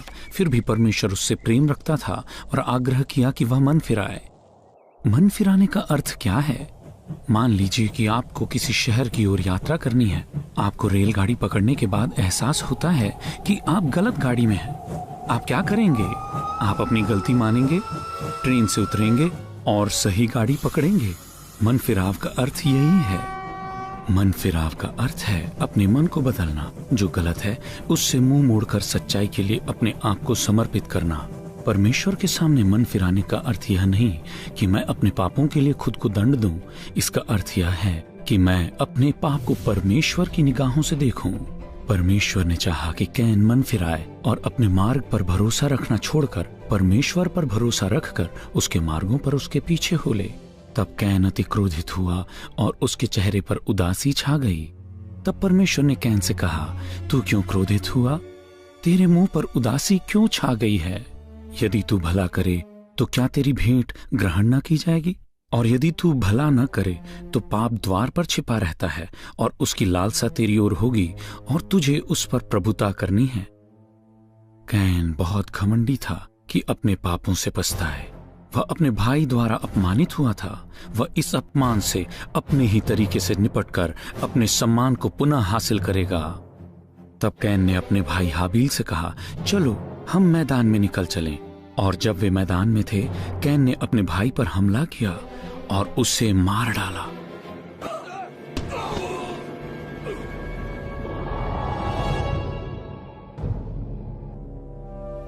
तब परमेश्वर ने कैन से पूछा, तेरा भाई हाबिल कहां है? उसने कहा, मैं नहीं जानता। क्या मैं अपने भाई का रखवाला हूं? परमेश्वर ने कहा, तूने क्या किया है? तेरे भाई का लहू भूमि से मेरी ओर चिल्लाकर मेरी दुहाई दे रहा है। हाबिल का प्राण और आत्मा परमेश्वर के पास लौट गया, पर जब तक कि आने वाले दिनों में परमेश्वर अनंत काल के लिए उस मिट्टी को बदलकर महिमा में शरीर न दे दे, तब तक के लिए उसका शरीर मिट्टी में रह जाएगा।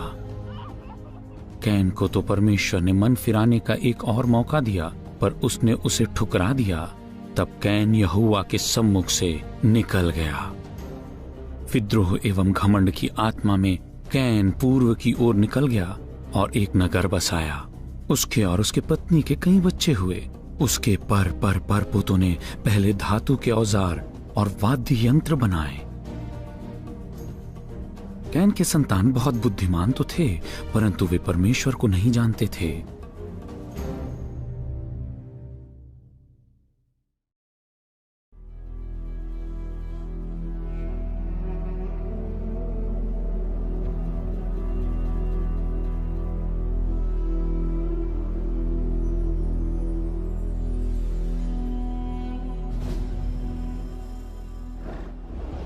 आदम के पहले पाप उपरांत 10 पीढ़ी के बाद परमेश्वर ने मनुष्य के परिवार के संबंध में यह दुख की बात कही कि मनुष्य की बुराई पृथ्वी पर बढ़ गई है और उनके मन के विचार में जो कुछ उत्पन्न होता है वह निरंतर बुरा ही होता है। पर सारी पृथ्वी में एक परिवार था जो परमेश्वर पर भरोसा रखता था। परमेश्वर के अनुग्रह की दृष्टि नूह पर बनी रही। सो परमेश्वर ने नूह से कहा, सब प्राणियों के अंत करने का प्रश्न मेरे सामने आ गया है, क्योंकि उनके कारण पृथ्वी उपद्रव से भर गई है। इसलिए मैं उनको पृथ्वी समेत नष्ट कर डालूंगा। इसलिए तू कोपेर वृक्ष की लकड़ी का एक जहाज बना ले, उसमें कोठरियां बनाना और भीतर बाहर उसमें राल लगाना। इस ढंग से उसको बनाना। यह विशाल 3 मंजिल का जहाज जो एक फुटबॉल मैदान से 1.5 गुना लंबा था, जिसमें कि हर प्रकार के जानवर के जोड़े के लिए और पाप बलि के लिए योग्य 7 जोड़ों के लिए पर्याप्त कमरे होंगे। इस जहाज में रोशनदान होंगे और एक बड़ा दरवाजा होगा। 1 शताब्दी भर नूह अपनी पत्नी, 3 बच्चों और उनकी पत्नियों के साथ इस जहाज को बनाता रहा। जैसे वह काम करता रहा, नूह संसार के लोगों को आने वाले न्याय के विषय चिताता रहा, पर लोगों ने उसका मजाक उड़ाया। अंत में जहाज तैयार था। नूह ने अपनी जीविका के लिए सारे सामान बांध लिए। परमेश्वर सारे जंतुओं, रेंगने वाले कीट और पक्षियों को ले आया।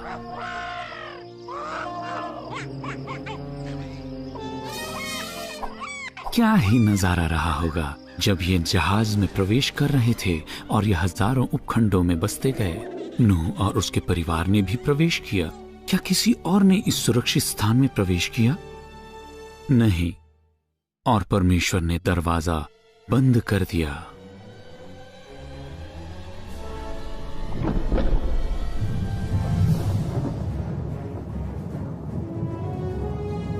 क्रोधित बादल पृथ्वी पर छा गया, बिजली चमकी और गर्जन होने लगा।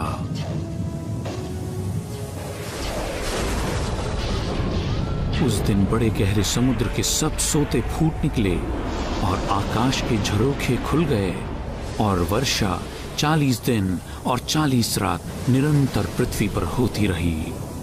यह इतिहास की सबसे बुरी प्राकृतिक आपदा थी। जहाज पर सवार 8 प्राणियों के अलावा पूरी मनुष्य जाति का नाश हो गया।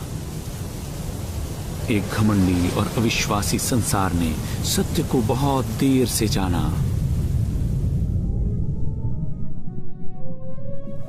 भूवैज्ञानिक व जीवाश्म के दस्तावेज बाइबल की बातों को सत्य साबित करती हैं।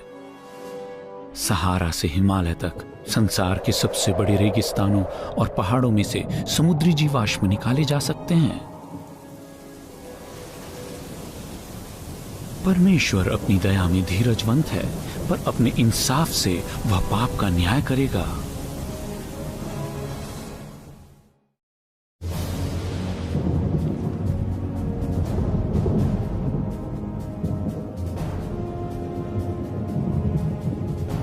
तो नूह और उसके परिवार और उन जंतुओं का जो उस जहाज में थे क्या हुआ?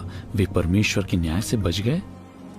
परमेश्वर ने नूह की और जितने बनेले पशु और घरेलू पशु उसके संग जहाज में थे उन सभी की सुधि ली, और परमेश्वर ने पृथ्वी पर पवन बहाई और जल घटने लगा। यह विशाल जहाज तैरता हुआ पूर्वी तुर्की की द्विचोटीय अरारात पर्वत पर जा टिका। नूह ने 3 बार एक कबूतरी को उड़ाया कि वह देखे भूमि पर जल घटा है या नहीं। पहली बार कबूतरी यूं ही वापस आ गई। दूसरी बार कबूतरी अपनी चोंच में एक जलपाई का पत्ता लिए आई। तीसरी बार कबूतरी वापस न लौटी। उसे एक ठिकाना मिल गया था। नूह यह जान गया था कि समय आ गया है कि जहाज से वे बाहर निकले। अब तक जल प्रलय आए 1 साल बीत चुका था। क्या आप जानते हैं कि अपने परिवार और जानवरों के साथ बाहर निकलकर नूह ने पहले क्या किया? नूह ने परमेश्वर के लिए एक वेदी बनाई और सब शुद्ध पशुओं और शुद्ध पक्षियों में से कुछ को लेकर वेदी पर होम बलि चढ़ाया। उसमें परमेश्वर ने सुखदायक सुगंध पाया। परमेश्वर का न्याय और दया नहीं बदला था। पाप के लिए मृत्यु दंड का दाम चुकाना अनिवार्य था। इसी कारण नूह ने निर्दोष जंतुओं का लहू बहाकर उनके शरीर को वेदी पर जलाकर वह आकाश और पृथ्वी के बीच, परमेश्वर और मनुष्य के बीच छोड़ दिया। ऐसा बलिदान संसार के पापों के लिए दाम चुकाने आने वाले उस निष्पाप मसीहा की ओर इंगित करता है। फिर परमेश्वर ने नूह को और उसके परिवार को आज्ञा दिया कि फूलो, फलो और पृथ्वी में भर जाओ। प्रभु परमेश्वर ने इस ग्रह पृथ्वी के साथ भी एक वाचा बांधी। मैंने बादल में अपना मेघ धनुष रखा है कि वह मेरे और पृथ्वी के बीच में वाचा का चिन्ह होगा। ऐसा जल प्रलय फिर न होगा जिससे सब प्राणियों का विनाश हो। फिर परमेश्वर ने बादल में आकाश में एक शानदार मेघ धनुष रखा जो इसके वाचा का चिन्ह था। परमेश्वर ने वायदा किया कि ऐसा जल प्रलय फिर न होगा। मेघ धनुष हमें स्मरण दिलाती है कि चाहे सजा देना हो या सुरक्षा देना हो, परमेश्वर अपने वायदों को हमेशा पूरा करता है, हमेशा। एक नई शुरुआत से आशीषित होने के बावजूद भी कुछ ही पीढ़ी बाद अधिकतर लोग परमेश्वर से फिरकर अपने राहों में चलने लगे। उदाहरण के लिए परमेश्वर ने आज्ञा दी थी कि संसार में फूलो, फलो और पृथ्वी में भर जाओ। तो मनुष्य ने क्या किया? वचन हमें बताती है। सारी पृथ्वी पर एक ही भाषा और एक ही बोली थी। लोग पूर्व की ओर चलते चलते शिनार देश के एक मैदान में पहुंचे जो वर्तमान इराक है और उसमें बस गए। वे आपस में कहने लगे, आओ हम ईंट बनाकर आग में पकाए। उन्होंने पत्थर के स्थान पर ईंट से और चूने के स्थान पर राल से काम किया। फिर उन्होंने कहा, आओ हम अपने लिए एक नगर बनाएं, एक बहुत ऊंची इमारत बनाएंगे जो आकाश को छुएगी। इस प्रकार हम लोग प्रसिद्ध हो जाएंगे और हम ऐसा करेंगे तो पूरी पृथ्वी पर बिखरेंगे नहीं।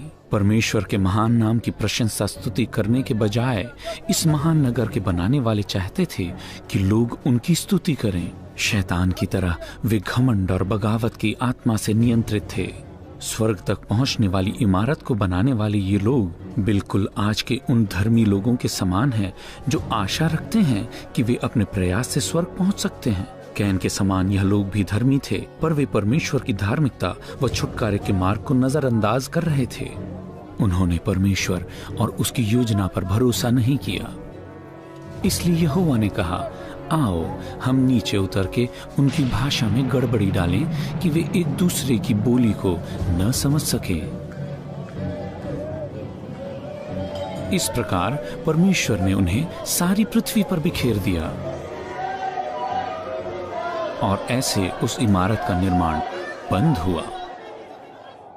इस कारण उस नगर का नाम बेबीलोन पड़ा, क्योंकि वहीं पर यहोवा ने लोगों की भाषा में गड़बड़ी लाकर उन्हें सारी पृथ्वी के ऊपर फैला दिया। हर एक परिवार या गोत्र को एक अलग भाषा देकर प्रभु ने उनके इमारत बनाने की योजना को बंद कर दिया। परमेश्वर की आज्ञा अनुसार लोगों को बेबीलोन से दूर होकर पृथ्वी के ऊपर फैलने के अलावा कोई विकल्प न रहा। लोगों ने उनकी इमारत बनाने का काम पूरा नहीं किया, किंतु परमेश्वर की योजना नियत रूप से बढ़ती रही।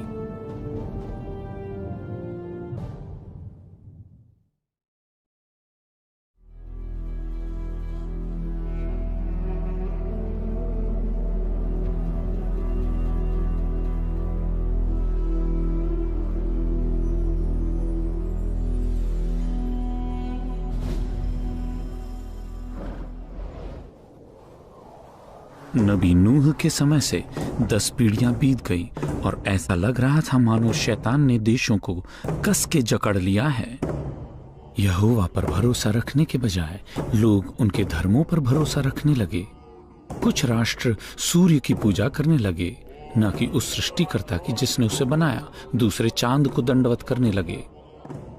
सन 1925 ईसा पूर्व में अरब देश के उत्तर पूर्व में अब्राम नाम का एक सयाना आदमी रहता था।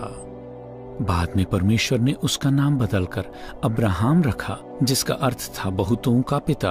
अब्राहम 75 साल का था और सारा उसकी पत्नी 65 साल की थी और वे संतानहीन थे। उनके माता पिता और पड़ोसी सच्चे सृष्टिकर्ता की आराधना करने के बजाय मूर्ति पूजा किया करते थे। एक दिन परमेश्वर ने अब्राहम से कहा, अपना देश, अपने लोग और अपने पिता के घराने को छोड़कर उस देश में चला जा जो मैं तुझे दिखाऊंगा, और मैं तुझे एक बड़ी जाति बनाऊंगा और तुझे आशीष दूंगा और तेरा नाम महान करूंगा और तू आशीष का मूल होगा। जो तुझे आशीर्वाद दें उन्हें मैं आशीष दूंगा और जो तुझे कोसे उसे मैं श्राप दूंगा, और भूमंडल के सारे कुल तेरे द्वारा आशीष पाएंगे। यहोवा अब्राहम के साथ एक वाचा बांधना चाहता था। अगर वह अपने पिता के घर को छोड़कर वह अनजान देश में जाए तो यहोवा उसके साथ दो महान कामों को करेगा। एक, परमेश्वर अब्राहम को एक बड़ी जाति का पिता बनाएगा। दो, उसी नई जाति के द्वारा परमेश्वर सारी पृथ्वी के लोगों को आशीष देगा। यदि अब्राहम भरोसा करके परमेश्वर के पीछे होगा तो वह ऐसे एक देश का पिता होगा जिसमें से नबी, वचन और संसार का उद्धार करता आएगा। अब्राहम ने क्या किया? विश्वास ही से जब अब्राहम को ऐसे स्थान पर जाने के लिए बुलाया गया था जिसे बाद में उसे विरासत के रूप में पाना था, यद्यपि वह यह जानता तक नहीं था कि वह कहां जा रहा है, फिर भी उसने आज्ञा मानी और वह चला गया। अब्राहम और उसकी पत्नी के लिए अपने परिवार और पूर्वजों के धर्म को पीछे छोड़ देना आसान नहीं था। फिर भी उनकी समाज में आलोचनाओं को सहकर वे उस एकमात्र परमेश्वर के पीछे हो लिए। परमेश्वर पर भरोसा रखना और उसकी आज्ञा मानना हमेशा आसान तो नहीं है, पर उसी में हमेशा भलाई है।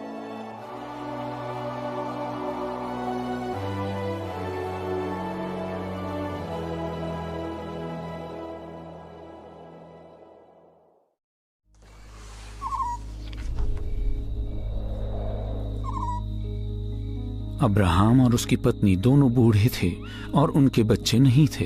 फिर भी परमेश्वर ने उसे एक महान देश का पिता बनाने का वायदा किया था। अब्राहम ने परमेश्वर के इस असंभव वायदे के प्रति क्या प्रतिक्रिया दी? अब्राहम परमेश्वर पर विश्वास रखता था और यह उसके लिए धार्मिकता गिना गया और वह परमेश्वर का मित्र कहलाया। आदम के हर संतान के समान अब्राहम भी एक पापी था, पर हाबील और नूह के समान अब्राहम भी परमेश्वर के समक्ष पाप बलि चढ़ाता था। क्योंकि अब्राहम ने परमेश्वर और उसके वायदों पर भरोसा रखा, स्वर्ग में यह उसके लिए धार्मिकता गिना गया और उसको अनंत जीवन का भेंट दिया गया। सारा ने भी परमेश्वर पर विश्वास किया, परमेश्वर ने उसे भी धर्मी ठहराया। परंतु इंतजार करना मुश्किल होता है। फलस्तीन में 10 साल तक रहने के समय वे सारा के गर्भवती होने की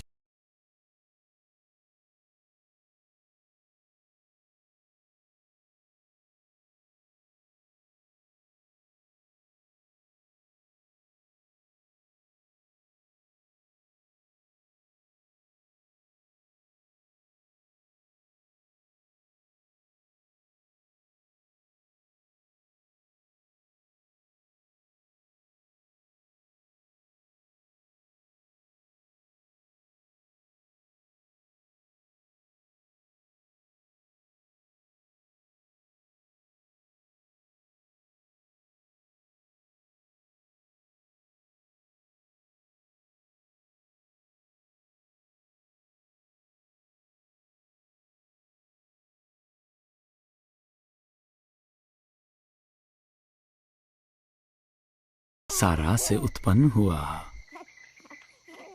इस चित्र को देखें। क्या आप अब्राहम और सारा को रात में आकाश की ओर नजर उठाए देख पा रहे हैं? वे परमेश्वर को उनके विश्वास योग्यता के लिए धन्यवाद दे रहे हैं। कुछ समय बाद हाजिरा और इश्माइल को घर से विदा कर दिया, पर परमेश्वर उनके प्रति भी भला रहा। परमेश्वर उस लड़के के साथ रहा और जब वह पारान जंगल में रहकर बड़ा हुआ, वह एक प्रतिष्ठित धनुष चलाने वाला बन गया और उसकी माता ने उसके विवाह के लिए मिस्र देश की एक स्त्री की व्यवस्था की। इश्माइल उस महान अरब देश का पिता बना जिनको परमेश्वर ने अन्य तरीकों से आशीषित किया। इसहाक अपने ही पिता के घर पर रहकर उनके भेड़ बकरियों को चराता था।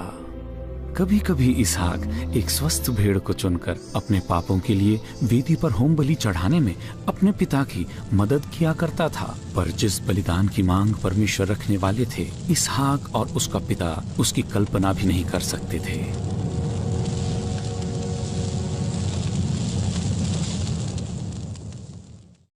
परमेश्वर अब्राहम और उसके पुत्र के द्वारा पापियों का उनके पापों और मृत्यु से छुटकारे की योजनाओं और भविष्यवाणियों को संसार के सामने चित्रित करना चाहता था। परमेश्वर ने अब्राहम के विश्वास की एक भयंकर परीक्षा लेने की योजना बनाई, एक ऐसी परीक्षा जिसके समाप्त हुए बगैर हमें उसका अर्थ समझ पाना मुश्किल था। जीवन के इस पड़ाव में अब्राहम को परमेश्वर पर संपूर्ण भरोसा हो चुका था। अब्राहम परमेश्वर को जान गया। अब्राहम जान गया था कि परमेश्वर भला और धर्मी है। पर अगर परमेश्वर अब्राहम से ऐसा कुछ करने बोलता जो अब्राहम को गलत लगता, क्या तब भी वह परमेश्वर पर विश्वास करके उसकी बात मानने तैयार होगा? आइए हम यह बात बाइबल से ही देखें। कुछ समय बाद परमेश्वर ने अब्राहम की परीक्षा ली। परमेश्वर ने उससे कहा, अब्राहम। उसने कहा, देख मैं यहां हूं। फिर परमेश्वर ने कहा, अपने पुत्र, हाँ अपने इकलौते पुत्र इसहाक को, जिससे तू प्रेम करता है, साथ लेकर मोरिया देश को जा। वहां एक पहाड़ पर जिसे मैं तुझे बताऊंगा, उसे होम बलि करके चढ़ाना।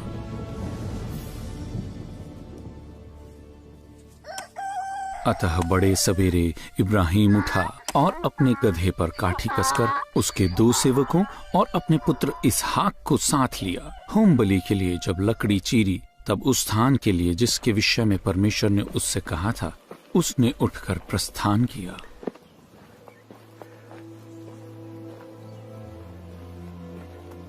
तीसरे दिन अब्राहम ने आंखें उठाकर उस स्थान को दूर से देखा और उसने अपने सेवकों से कहा, गधे के पास यहीं ठहरे रहो। ये लड़का और मैं वहां तक जाके दंडवत करके फिर तुम्हारे पास लौट आएंगे। अब्राहम ने होम बलि की लकड़ी ले अपने पुत्र इसहाक पर लादी और आग और छुरी को अपने हाथ में ले लिया। और जब दोनों आगे साथ चल रहे थे, इसहाक ने अपने पिता अब्राहम से कहा, पिताजी। अब्राहम ने कहा, हाँ मेरे बेटे।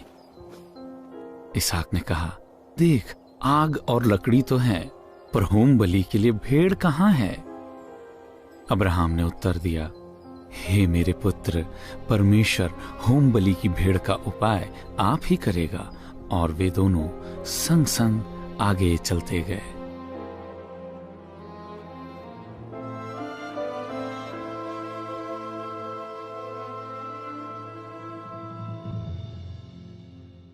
क्या आपने ध्यान दिया कि बलि के लिए पहाड़ की ओर चढ़ने के पहले अब्राहम ने अपने सेवकों से क्या कहा? हम वहां तक जाकर दंडवत करके फिर तुम्हारे पास लौट आएंगे। यदि अब्राहम बलि करके अपने बेटे को होम कर देता तो वह फिर कैसे लौट आता? वचन बताती है कि अब्राहम ने यह तर्क रखा कि परमेश्वर उसे मरे हुओं में से जिलाएगा। परमेश्वर ने यह वायदा किया था कि वह इसहाक से एक नई पीढ़ी को उत्पन्न करेगा, जिससे वायदे का उद्धार करता आएगा। परमेश्वर झूठ नहीं बोल सकते। अब्राहम के लिए यह काफी था। और इस बीच इसहाक क्या सोच रहा था? वह जानता था कि वह पापी है और अपने पापों के लिए उसे मरना उचित था। वह यह भी जानता था कि परमेश्वर इसके बदले में विकल्प को स्वीकार करेगा। पर आज वे बिना भेड़ या मेमने के बलि के स्थान की ओर जा रहे थे। इसका कुछ अर्थ नहीं निकल रहा था। सो उसने अपने पिता से कहा, देख आग और लकड़ी तो है, पर होम बलि के लिए भेड़ कहाँ है? अब्राहम ने उत्तर दिया, परमेश्वर होम बलि की भेड़ का उपाय खुद करेगा। आओ हम कहानी में आगे बढ़ें। जब वे उस स्थान पर पहुंचे जिसके बारे में परमेश्वर ने उससे कहा था, अब्राहम ने एक वेदी बनाई और लकड़ी को जमाया और अपने पुत्र इसहाक को बांधकर वेदी पर की लकड़ी पर रख दिया। फिर अब्राहम ने हाथ बढ़ाकर छुरी को ले लिया कि अपने पुत्र को बलि करे। तब यहोवा के दूत ने उसे स्वर्ग से पुकार कर कहा, अब्राहम, अब्राहम। उसने कहा, देख मैं यहां हूं। उसने कहा, उस लड़के पर हाथ मत बढ़ा और न ही उसे कोई हानि पहुंचा, क्योंकि तूने जो मुझसे अपना पुत्र वरन अपने इकलौते पुत्र को भी नहीं रख छोड़ा। अब्राहम और उसका पुत्र आनंदित हुए। पर उस आवश्यक बलि का क्या होगा? अब्राहम ने आंखें उठाई और देखा कि एक मेढ़ा अपने सींगों से झाड़ी में फंसा हुआ है। अब्राहम का बेटा अब पाप के दंड से बच जाएगा। परमेश्वर ने एक बदले को तैयार किया।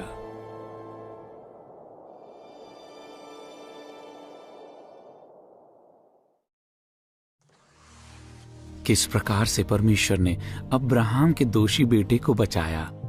परमेश्वर ने एक दोष रहित जानवर को उसके बदले प्रदान किया। अब्राहम ने आंखें उठाई और देखा कि एक मेढ़ा अपने सींगों से झाड़ी में फंसा हुआ है। अब्राहम ने जाकर इस मेढ़े को लिया और अपने पुत्र के स्थान पर उसे होम बलि करके चढ़ाया। यह सारी घटनाएं परमेश्वर के उस योजना को चित्रित करती है जिसके तहत वह पाप और मृत्यु की व्यवस्था को पूरा करने एक पवित्र उद्धारकर्ता को भेजेगा जो हर राष्ट्र से पापियों को बचा लेगा। इस कारण अब्राहम ने उस स्थान का नाम परमेश्वर उपाय करेगा रखा और आज तक कहा जाता है यहोवा के पर्वत पर उपाय किया जाएगा। अब्राहम ने उस स्थान का नाम परमेश्वर ने उपाय किया न रखकर परमेश्वर उपाय करेगा क्यों रखा? क्या परमेश्वर ने एक छुटकारे का उपाय नहीं किया था? उस पर्वत का नाम परमेश्वर उपाय करेगा रखकर भविष्यवक्ता अब्राहम उस आने वाले दिन के बारे में कह रहा था जब इसी पर्वत पर स्वयं परमेश्वर एक बलि को प्रदान करेगा जिसका खून इतना कीमती होगा कि वह उसे संसार के सारे पापों के दाम के बदले स्वीकार करेगा, ताकि जो कोई उस बलिदान पर विश्वास करेगा वह नाश न होगा पर अनंत जीवन पाएगा। भविष्यवक्ता अब्राहम के मेढ़े को वेदी पर अर्पण करने के 1900 साल बाद वायदे का उद्धारकर्ता इस ऐतिहासिक घटना की ओर मुड़कर देख के कहेगा, तुम्हारा पिता अब्राहम मेरा दिन देखने की आशा से बहुत मगन था और उसने देखा और आनंद किया। जब मेढ़े के बलि का धुआं स्वर्ग की ओर उठा तो भविष्य में इसी पर्वत शिखर पर होने वाली बलिदान के एक झलक को परमेश्वर ने अब्राहम को दिखाया। अचानक अब्राहम का अपने पुत्र के इस सवाल का उत्तर कि भेड़ कहाँ है का एक गहरा मतलब निकल आया। हे मेरे पुत्र, परमेश्वर होम बलि की भेड़ का उपाय आप ही करेगा। अब्राहम और उसके पुत्र के लिए अभी भेड़ का उपाय तो न किया पर एक मेढ़ा प्रदान किया। भेड़ कहाँ था?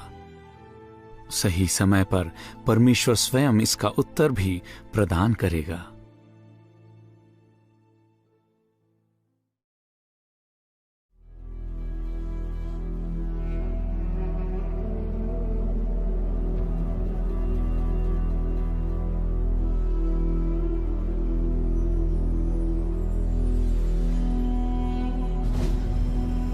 क्या आपको वो दोनों वायदे याद हैं जो परमेश्वर ने अब्राहम से किया था?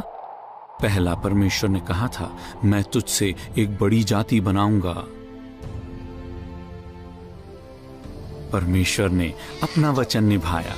अब्राहम से इसहाक, इसहाक से याकूब और याकूब से 12 पुत्र हुए जिनके परिवार इज़राइल के 12 गोत्र ठहरे। परमेश्वर ने यह भी कहा कि भूमंडल के सारे कुल तेरे द्वारा आशीष पाएगा। परमेश्वर वादे के उस भाग को भी निभाएगा। इस विशेष और बार बार विद्रोही देश के साथ काम करके परमेश्वर सारे संसार के लोगों को दिखाना चाहते थे कि वह कैसे हैं और कैसे पापी जन उन तक पहुंच सकते हैं। जब भी परमेश्वर ने इस देश को सुरक्षित किया, वह मुझे और आपको आशीषित करने की योजना को सुरक्षित कर रहा था, क्योंकि वह यही देश था जिसमें से भविष्यवक्ता, पवित्र वचन और वायदे का उद्धार करता आएगा। परमेश्वर का रहस्यमय योजना आगे बढ़ रहा था। ईस्वी पूर्व 1500 के करीब परमेश्वर ने मूसा को, जो कि अब्राहम का वंशज था, एक भविष्यवक्ता होने को बुलाया।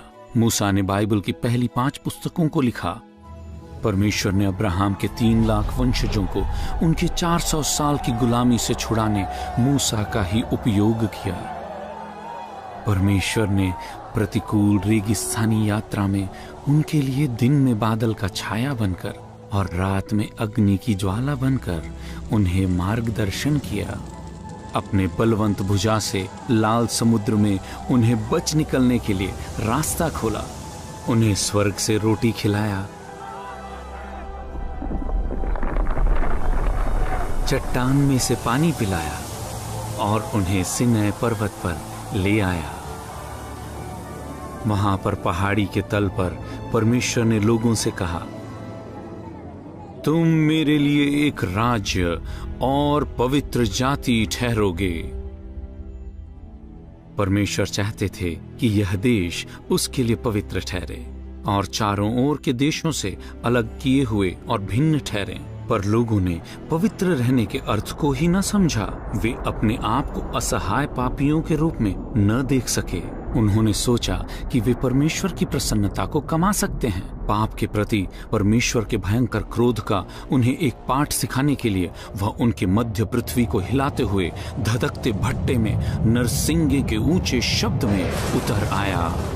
जब परमेश्वर आग में होकर सीनै पर्वत पर उतरा, तब सारा पर्वत धुएं से भर गया और उसका धुआं भट्टे का सा उठ रहा था और पूरा पर्वत बहुत कांप रहा था और नरसिंगे का शब्द बढ़ता और बहुत भारी होता गया। तब मूसा बोला और परमेश्वर ने उसको उत्तर दिया। परमेश्वर ने आदम को सिर्फ एक नियम दिया था, अब इस नए देश को 10 नियम देने पर था।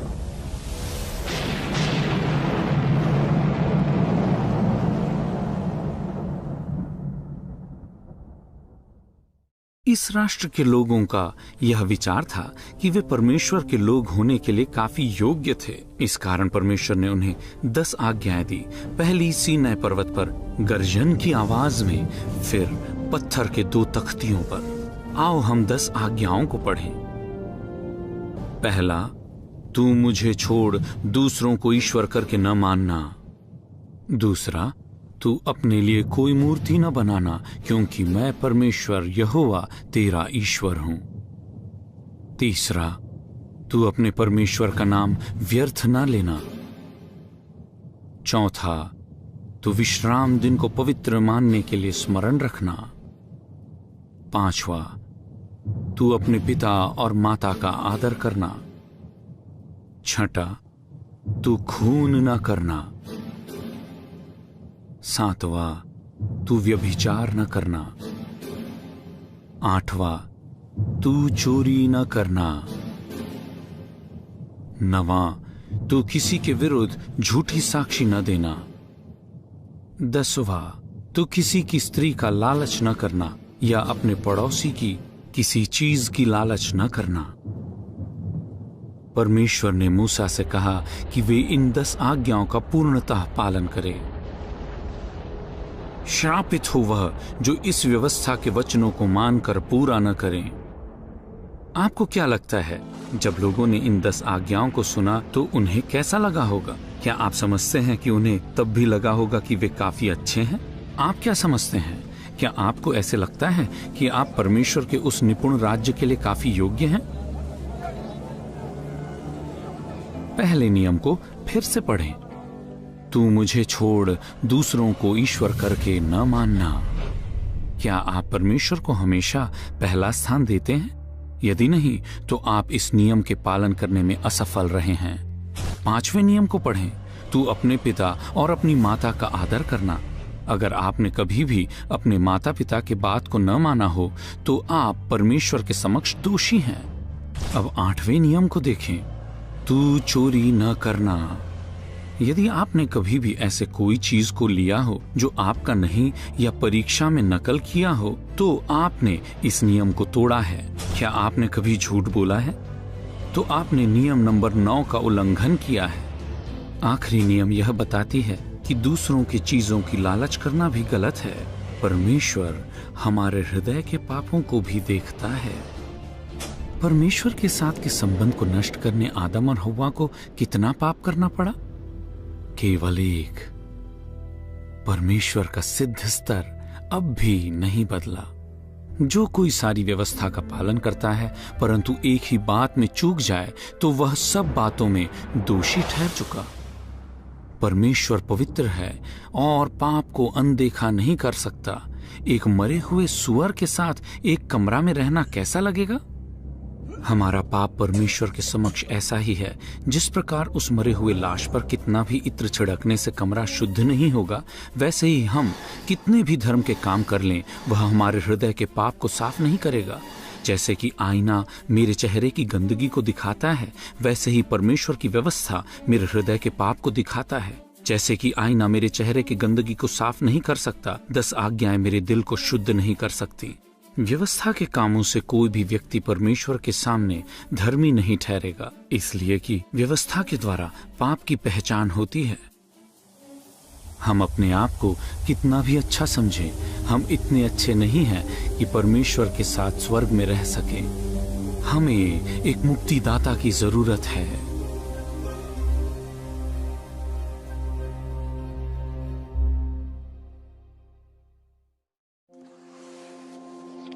10 आज्ञाओं ने इस नए राष्ट्र को सही और गलत के सही स्तर को स्पष्ट कर दिया। यह अच्छी बात तो थी, पर परमेश्वर की व्यवस्था ने कुछ बुरी खबर भी लाया। उसने यह बात प्रकट किया कि लोग बड़ी समस्या में थे। उनके पापों के कारण उन सभी को मरना है और परमेश्वर से अलग होना है। खुशखबरी यह थी कि प्रभु अब भी भेड़ों, बैलों, बकरों और कबूतरों के लहू को उनके पापों को ढांपने के लिए स्वीकार करेगा। और उसी दिन जब परमेश्वर ने 10 आज्ञाओं को गरजाया था, परमेश्वर ने मूसा से कहा, एक वेदी बनाना और बलि को उस पर चढ़ाना। क्या आप मूसा को भेड़ के सिर पर हाथ रखे हुए देख रहे हैं? क्या आप लोगों को अपने अपने हाथों को भेड़ की तरफ बढ़ाए हुए देख रहे हैं? क्योंकि उन्होंने परमेश्वर पर और उसके क्षमा पर विश्वास किया, उनके पाप को उस निर्दोष मेमने पर डाला जा रहा है। तब भेड़ को वेदी पर बलि किया जाएगा। बहाया गया लहू लोगों के पापों को ढांपेगा। अगला उस जानवर का शरीर जलकर राख हो जाएगा। वह राख इस बात को प्रकट करेगा कि परमेश्वर ने लोगों के पापों के साथ क्या किया, उन्हें क्षमा किया। इन जानवरों के लहू को बलि करने की क्रिया के द्वारा परमेश्वर इस बात को चित्रित करना चाहते थे कि पापों की क्षमा के लिए परमेश्वर की वास्तविक मांग क्या है। साल ब साल पुरानी व्यवस्था अनुसार बलि को बार बार दोहराया जाता था, फिर भी आराधकों को वह कभी सिद्ध शुद्धि प्रदान नहीं करता था। यदि यह सिद्ध शुद्धि प्रदान कर पाता, बलि चढ़ाना रुक जाता, क्योंकि आराधक एक बार हमेशा के लिए शुद्ध हो जाते और उनके मन का दोष भाव गायब ही हो जाता। पर इसके विपरीत ही हुआ।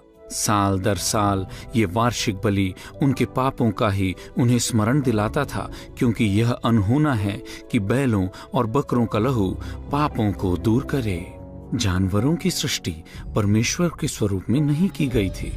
एक भेड़ का दाम मनुष्य के बराबर नहीं है।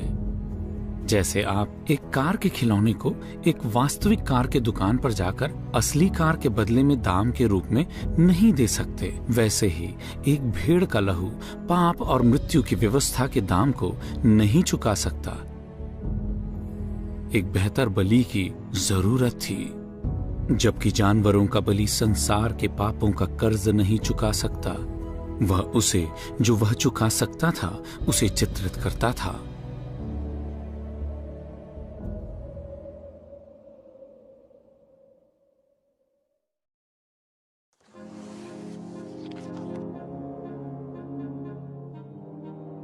जैसे जैसे मुक्तिदाता के आने का समय पास आता गया, परमेश्वर ने अपने भविष्यवक्ताओं को आने वाले राजा मसीहा के बारे में और भविष्यवाणियों को लिखने का आदेश दिया। उन प्राचीन भविष्यवाणियों में से कुछ ये हैं।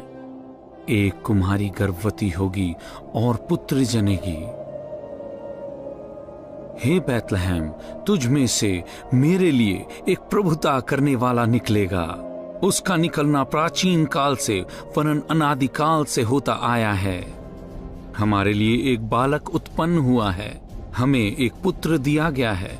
उसका नाम अद्भुत, पराक्रमी परमेश्वर, शांति का राजकुमार रखा जाएगा। तुम्हारा परमेश्वर तुम्हारा उद्धार करने आएगा। तब अंधों की आंखें खोली जाएगी और बहिरों के कान भी खोले जाएंगे। तब लंगड़ा हिरण के समान कूदेगा। जैसा भेड़ वध होने के लिए, वैसा उसे ले जाया गया। उन्होंने मेरे हाथों और मेरे पैरों को छेदा है। वायदे का उद्धारकर्ता आने वाला था। पर कब और वह कौन होगा? ये भविष्यवाणियां कैसे पूर्ण होंगी?